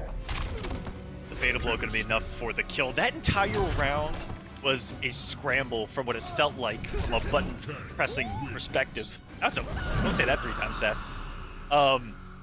It scrambled from start to end. We saw so many drops. We saw so many instances of where they were up close and in their face, and you could just feel that panic something, whether it be a 1, 2, 3, whether it be a down 2, whether it be a jump or something. There was always that kind of pressure of panic, I felt like, in that round, and it went back and forth. Could have gone either way. This Liu Kang pick looking good. And I think it came down to him just having the corner for most of that time, and I feel like Spawn could get some breathing room. Now, once again, H-Dope probably not going to stick with Spawn for this because of just how the matchup went. If it was closer, then maybe, but wait a minute. Cetrion here. It's one of the characters, the characters you would often consider, you know, their main team, I suppose. You don't really see it much when they fight each other, which is where I'm getting a bit, I say confused, I just don't know what to make of it. Will it be Cetrion versus Liu Kang? Or are we going to see a different character entirely? Yep, Cetrion. Okay. That's now going to be K-Top having to go back to this Liu Kang. And if the Cetrion wins, then it begs the question, who's after that? Is it Fujin again? Is it going to be Jackie? Will it be Liu Kang? So many questions, Aquaman. So many questions. I don't know if we're going to see... there's a possibility we could see a few characters, but we'll find out. And let's see if the Cetrion's going to be... Or sorry, if the Liu Kang's going to be able to even do it for him here. Fight. It looked crispy in the previous game. A little bit of a different matchup. Low projectile still going to be a really big factor here. And we can never understate the importance of, in a matchup where you might change characters every single loss, winning that first game is so important. Because you get the final option, right? You get that final change if you want to. However, K-Top getting a good jump in there. That was a lot of damage off that conversion. That's a tricky conversion. That was a cross-up jump kick, and you never truly know with those cross-up jump kicks if they're going to magically send your opponent like 10 feet farther than you realize, and you get nothing. In this case, 28%, not too shabby. Ooh, I actually like using the wind as a projectile there. That's a situation where Liu Kang, he's going to want a flying kick, he's going to want to jump in or whatever. That wind's going to cover every single ounce of it. H-Dope with a life lead for now, but how long is it going to last? There's that down one to challenge. Back one, and we go in for the command grab instantly. That's the thing he was trying to enforce early. But wait, what an 20%. Immediate challenge. He tried to get a mind game established and has to start from scratch because of that immediate read, right? He has to go back to the drawing board on the back one mix because he was immediately called out for it. And that's what puts Dope here on top now this set. Ah, there we go. And he's letting it rock now. Right there, you almost want to see him do it again. If he's gonna continue to read it. But those constant mind games that's gonna play. Nice little projectile here. In a beautiful spot too. That would have interrupted a lot of Cetron buttons, trying to wake up with some buttons. Did H-Dope, and he finds himself in jail once again. It's back to the wall. Against the Earth Realms champion, Liu Kang makes a big little projectile, and the trade not gonna be in his favor there. As even though she's got the fire outfit equipped, not gonna save her from that burn. Final round. Fight. There's that counter hit. Doesn't pull the trigger on the KB though. Just lets it rock as always, and now we start to add up even more. The second bar of H-Dope gets spent, but now the push in, the button press. Again, looking to challenge and capitalize, but consistently been a bit too slow on the duck on the amp fireball, Aquaman. Not that it matters. Yeah, multiple times here. Okay, he's still got what he can do here. No attempt, nothing K-Top could really do right there. Kept it all unbreakawayable. You're in a position where Chip can kill you, and she has 14 different staggers to try to add in a couple of more hits that put you closer and closer to block on death as well.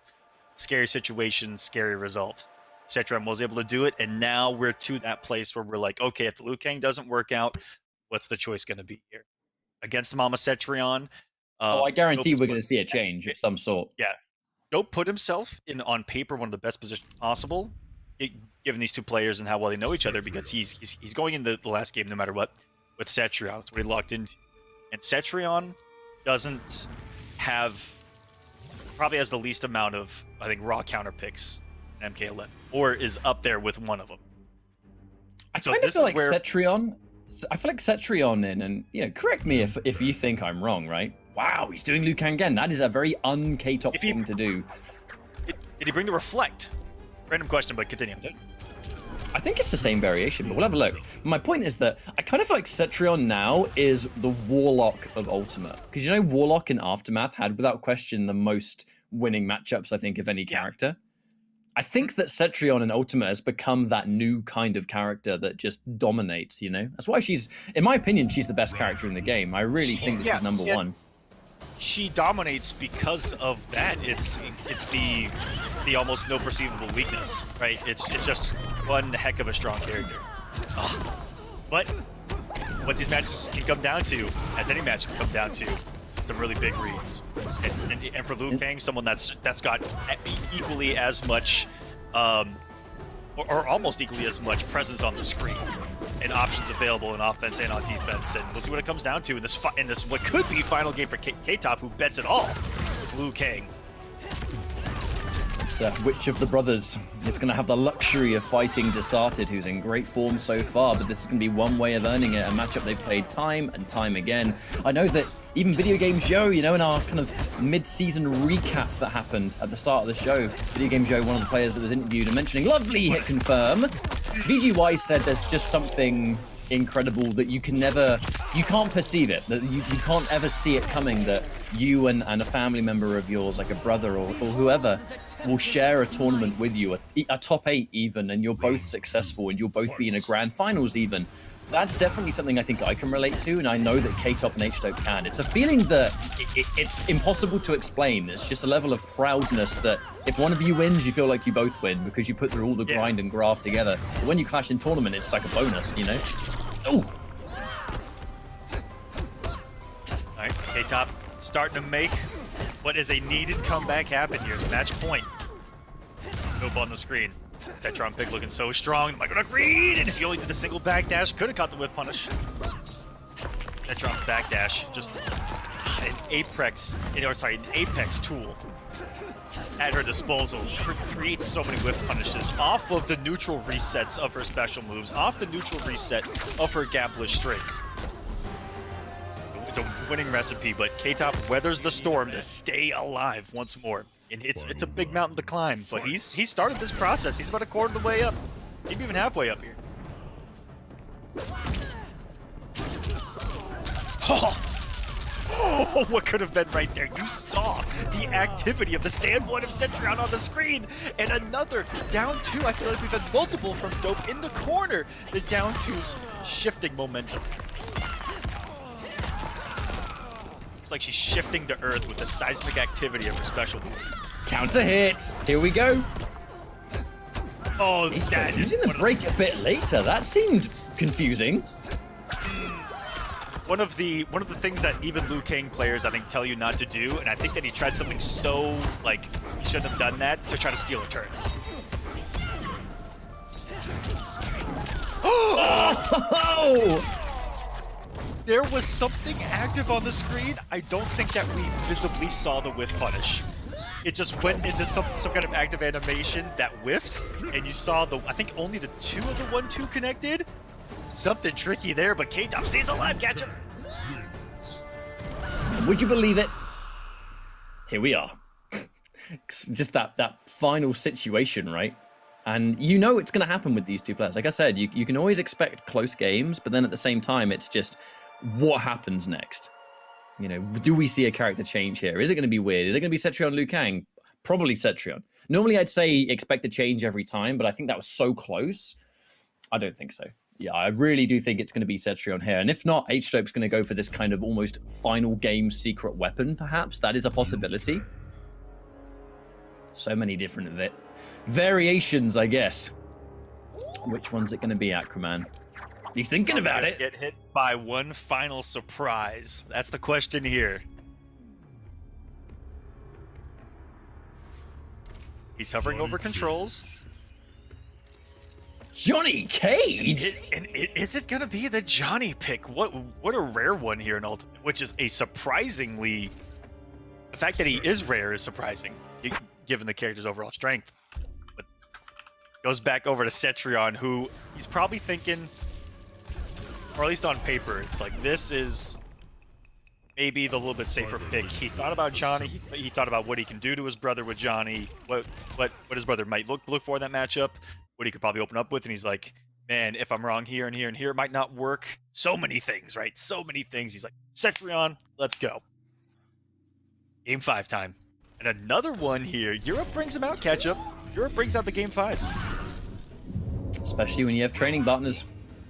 And again, this is for the chance.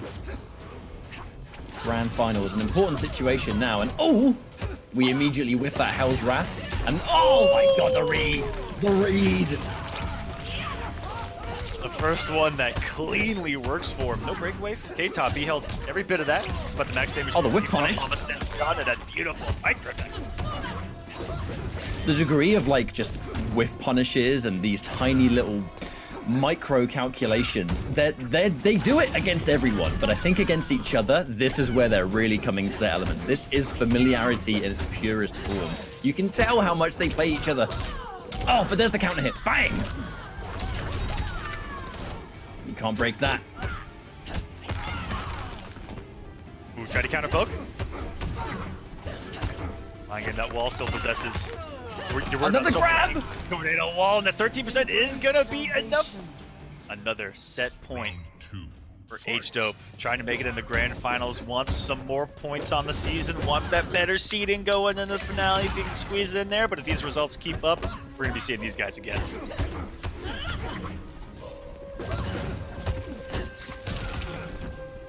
Oh, that's the whole thing, Rock. That is the secret of secret weapons for Cetrion players. You go in that final round, you let the whole thing go. And the damage is adding up piece by piece. A trade that will favor H-Dope. I know the trade did more damage for K-Top. H-Dope got such a life lead. Any damage here is great. That was a scary short off cancel. Look at the vortex of 1-2 didn't suck him in right there. He activates the flames. Look at that 12%. Another one, no. Gotta give H-Dope a lot of credit. It has been some monumental reads on back one of he misses it. But it's. But how many times he's been right? That's been true.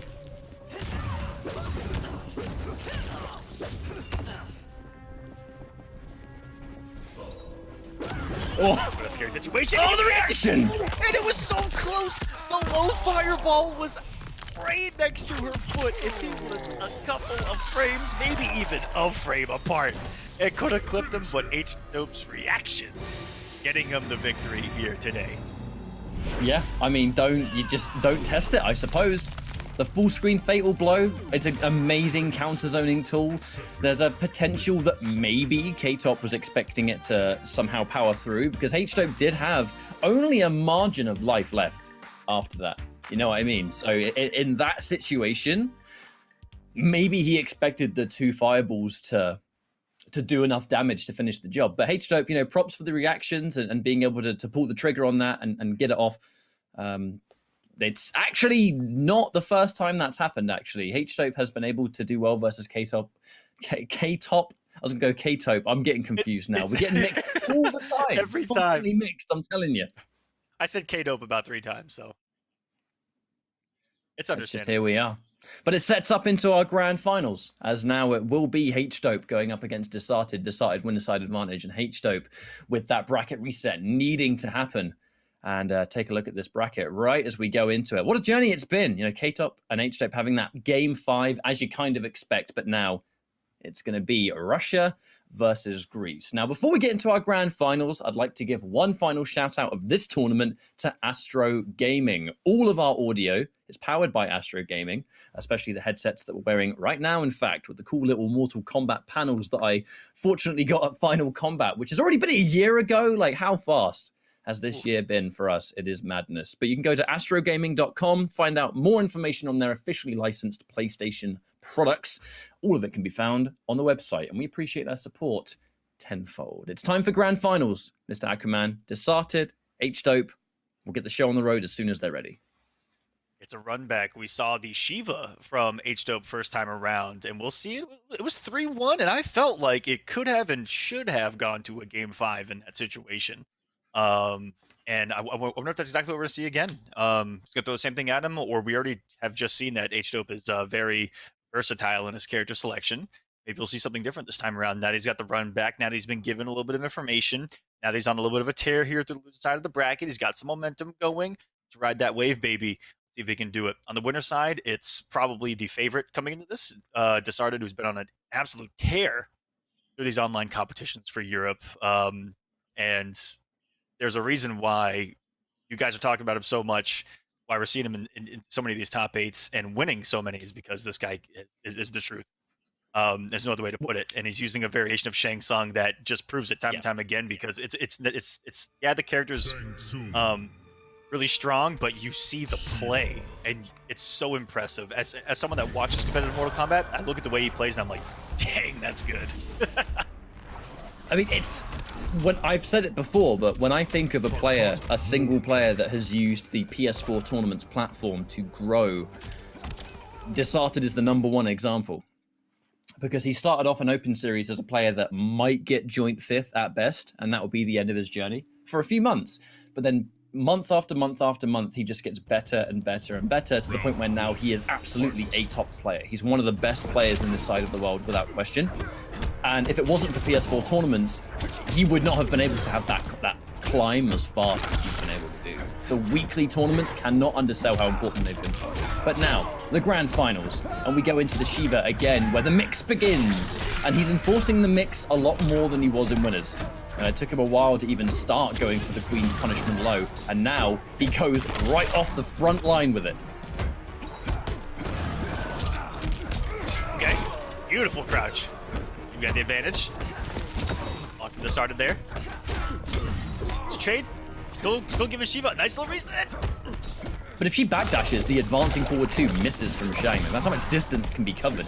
He's got to be careful. If he whiffs that and Shiva's ready, she will punish him for it. However, there's the range game. Just like that. There's so much health disappearing just from the corpse drop alone.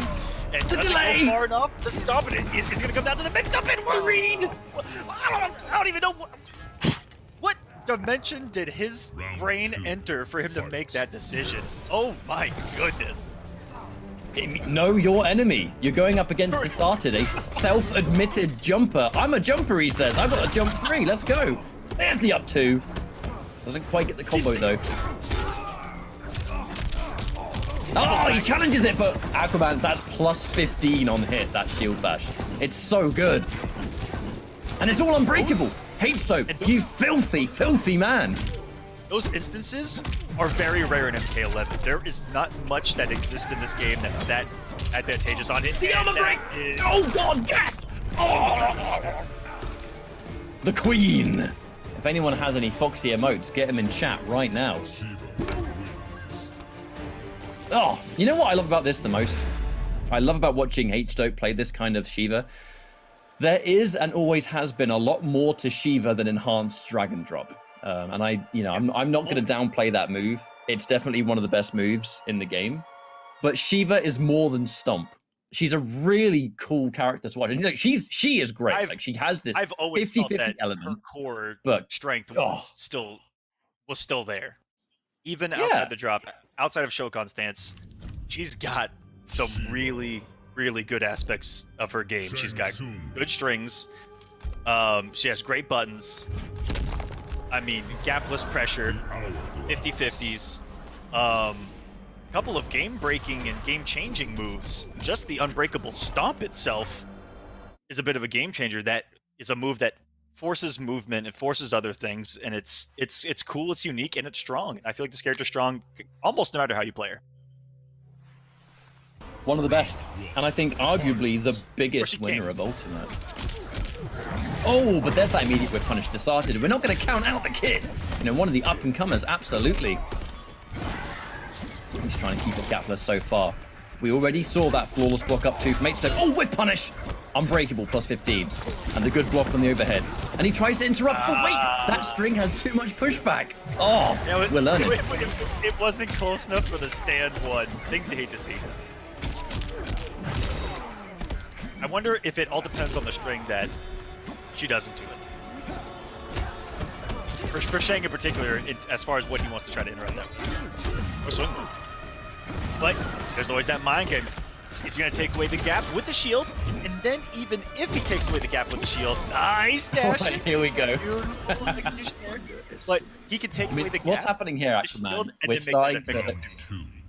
We're starting to establish, right? We're starting to establish that last-minute stomp is not going to work now. I think the delay, I don't think Desarted was ready for the delay in the first round in game 1, but I think now, until she lands, he's dashing. He's forward dashing. Yep. and this is the layer that we've developed. Shield Bash being so insanely good on hit means that if you try and interrupt the Dragon Stance and then you get hit by Shield Bash, You get it again. you do. That's what good patience to wait out the shake and punish it accordingly. That's a counter hit. Plus his back dashes into the back ones have opened up a lot for him as well. Good delay just started. He tried to stomp on the shank overhead. I think that forward throw let him heal up the damage that he took actually from the. Yep.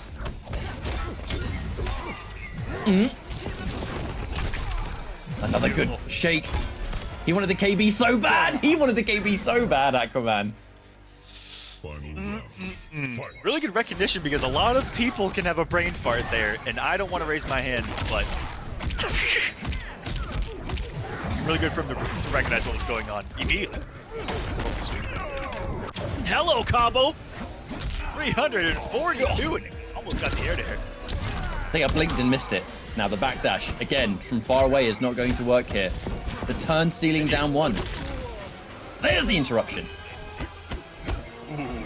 Mind games. He's being a bit greedy with his meter. We are establishing it. Ooh, delicious flawless block. Oh, forward receiver that gets clipped and snipes him with the forward two. The jump there sets up everything you wanted to. Shiva is another character that is similar to Spawn, is similar to Kotal Khan, and a couple other characters that rely on advancing strings on the ground that are farther than most of the cast. And when they do them, they are very susceptible to jumps. Jumps causes most, if not all, of those types of strings to whiff. If like only the first hit hits and then they're put in a punishable situation because the recovery is so intense, and if you jump them like that, they're gonna be in a world of recovery on the other side. And so that's always something to be mindful of when you're throwing out the bigger or recovering strings like that, for sure. Even though it's gotten him a lot, it's always something to be worried about with that kind of archetype of a character. You know, Collector kind of the same way, forward three, all those big moving things are susceptible to that jump read at the start. It takes game number 2. No, if we're talking about things that need to change or adaptations, the big game changer there was the use of Shake being so useful. Because when you have the Dragon Stance from range, obviously there's going to be a much bigger gap in between some of the projectiles that you have time to get the Shake out. Close range, you're not going to be able to do it, but from far away, you definitely will be able to. I think the same can be said for like Scorpion Teleport and stuff like that in certain situations. But it's all read focused. It's why H-Dope sometimes will cancel it preemptively. He'll throw a projectile up in the air because it's just all how you adapt. And you're trying to anti-air Shang Tsung's jump 3. Big mistake. That's exactly what Desarted wants. Oh, he interrupts and they trade. That's good because it means he's not going to eat a full combo for it.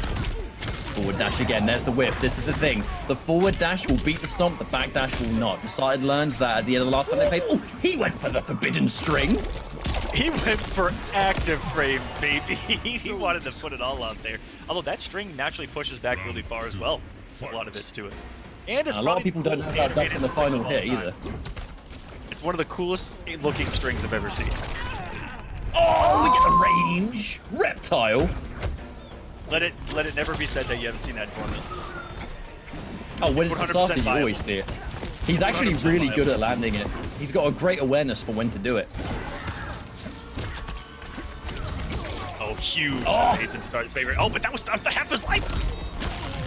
Yeah, the stomp is not going to work. I'm telling you, the second we go in for the forward dash and you don't have enhanced drag and drop, the stomp is pretty much eliminated. Now, here's the mix-up. The low enforced and the debuff. What's it going to be? Tries to chase down the roll. H-Dope, and this is changing the game. Yeah, I think that there's been a really big adjustment made from the start. H-Dope's going to have to do something pretty drastic here. We might even see a character change, because the one problem with H-Dope is that when his back's against the corner, he tends to get a little bit predictable. And that's coming forward here, where he's low on life, he does stomp. He will always stomp because he wants to try and create a situation. The problem is, Desarted is, now he knows the forward dash will beat stomp because it goes so far and it's so fast. he has no reason to fear it. So he'll get you weak, wait for the stomp, and then he'll just forward dash, and he's always ready for the standing 3 punish. No man wants to keep things optimal. Big damage. But it's too predictable now. Okay, he's gonna make a switch to Cetron. I was gonna mention that another matchup-specific thing why you might not see a lot of stomps full screen or at all is that corpse drop on a right read will just shut it down on startup. She actually has to get all the way up earlier to the sky. today. Yeah, before that to even become a factor. And so we're gonna see the Cetrion pick that saved him against his brother. We'll see if he can do the same here in Grand Finals. He's trying to bring home the championship himself. Now, Desarted, he does play this matchup in the most interesting way, playing against Acid and Massa many times in the Open Series, a matchup he is going to be more than familiar with. And he does play this, I will say, unique Shang. You do not see a lot of Shang Tsung players be as morph heavy as Desarted. And you'll notice he never takes Shapeshifter's training, and the reason for that is because he wants to keep Corpse Drop. Now, there's that word punish. Bang! We take that guaranteed crushing blow, and we keep the players. Yeah, which it's just so smart because you don't really need all of them. No. There's almost no matchup where every morph is necessary, but there's always a matchup where the corpse drop is in trouble. He just flawless blocked the second pound and up 3. Full screen. Oh! Is he just showing up? Started. I tell you, he's sick. He's sick. He's played this matchup so many times.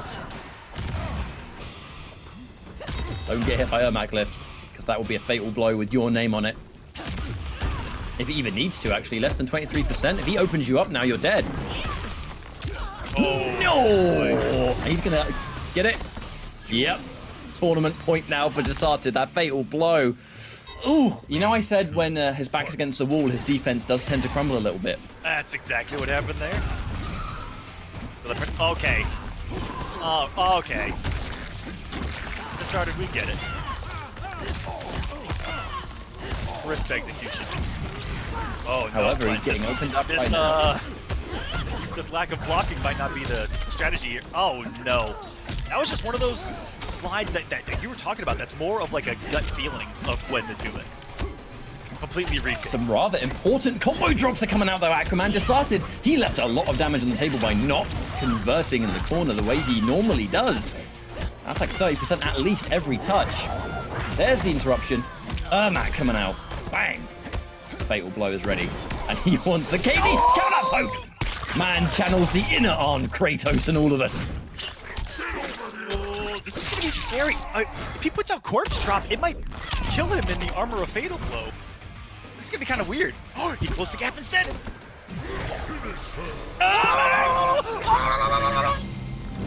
Brutality. We are many. I cannot believe it. He had 2 bars of defensive meter. It was like the last timing you would think that you would read, unless you're reading that they're going to wake up buttons. That was the only read there for that to work. Was wake up something. And he was just My guy meated with the Ermac lift from max range. That was it's such a Desarted way to win a tournament, actually, with the Ermac lift. Because he is, like, it sounds weird to say, but he is the best user of Ermac lift in this game, I think. His sixth sense for when is the right time is ridiculous. I have no idea how he does it, to be honest. He just knows. He knows when it's the right time, and that was a clear-cut example. Now, props to H-Dope, though. I think a top 3 finish for both of the twins, I think, is going to be something that they're going to be proud of. They'll be motivated. They don't seem to take losses too bad. I think they'll come back stronger. And a top 3 finish in pro competition is never a bad thing. But the man of the hour, Desarted, the rising star. I tell you, the rising star of not just CIS, but this entire part of the world, all of EU and CIS together. I think Desarted is a real MK11 competitively.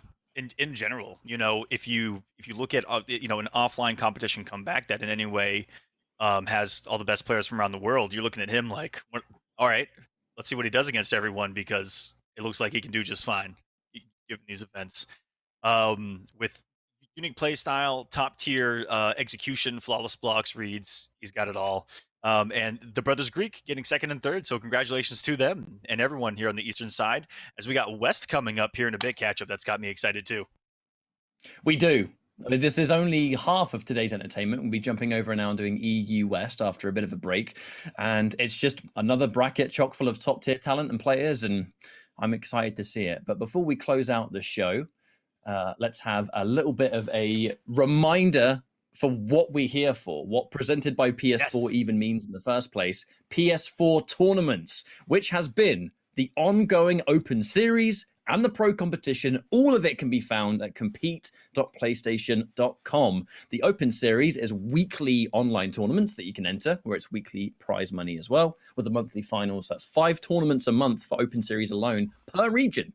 And then we have the pro competition, the online world championships currently taking place, of which you've just watched another qualifier for. So again, right there, compete.playstation.com. It is a one-stop shop for all things MK11 related. But as we just said before cutting to that, we are going to go for a break, set up EU West. Thank you so much for joining us so far. This was merely half of today's action, and we'll be back for the second half in however long this break is. See you in a bit.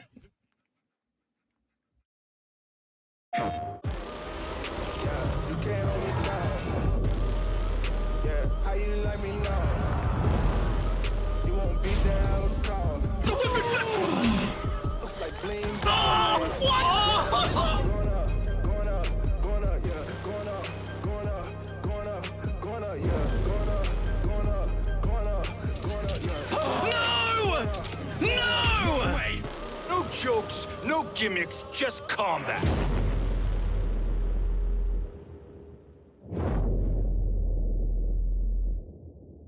PlayStation.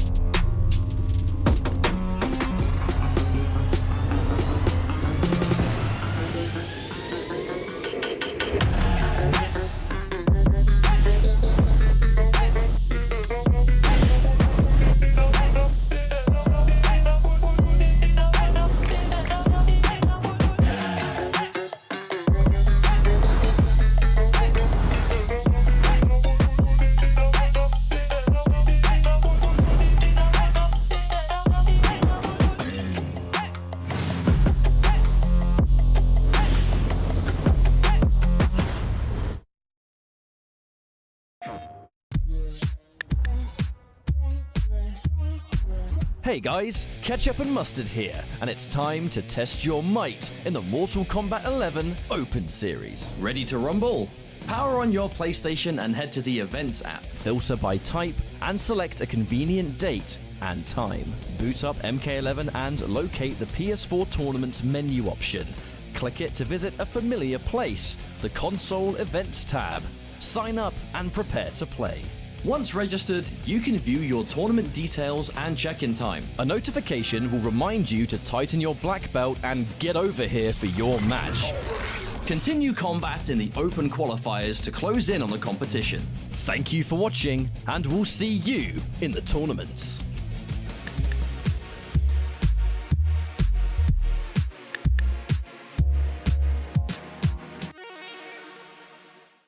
PlayStation.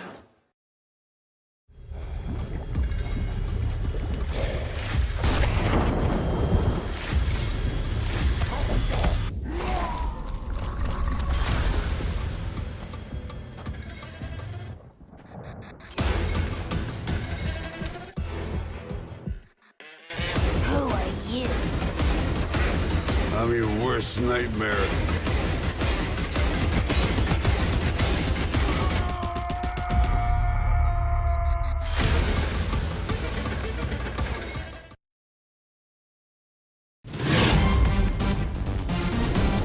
Any ring I step into is mine.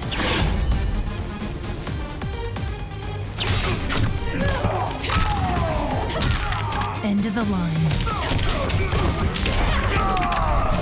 Then this fight is now personal.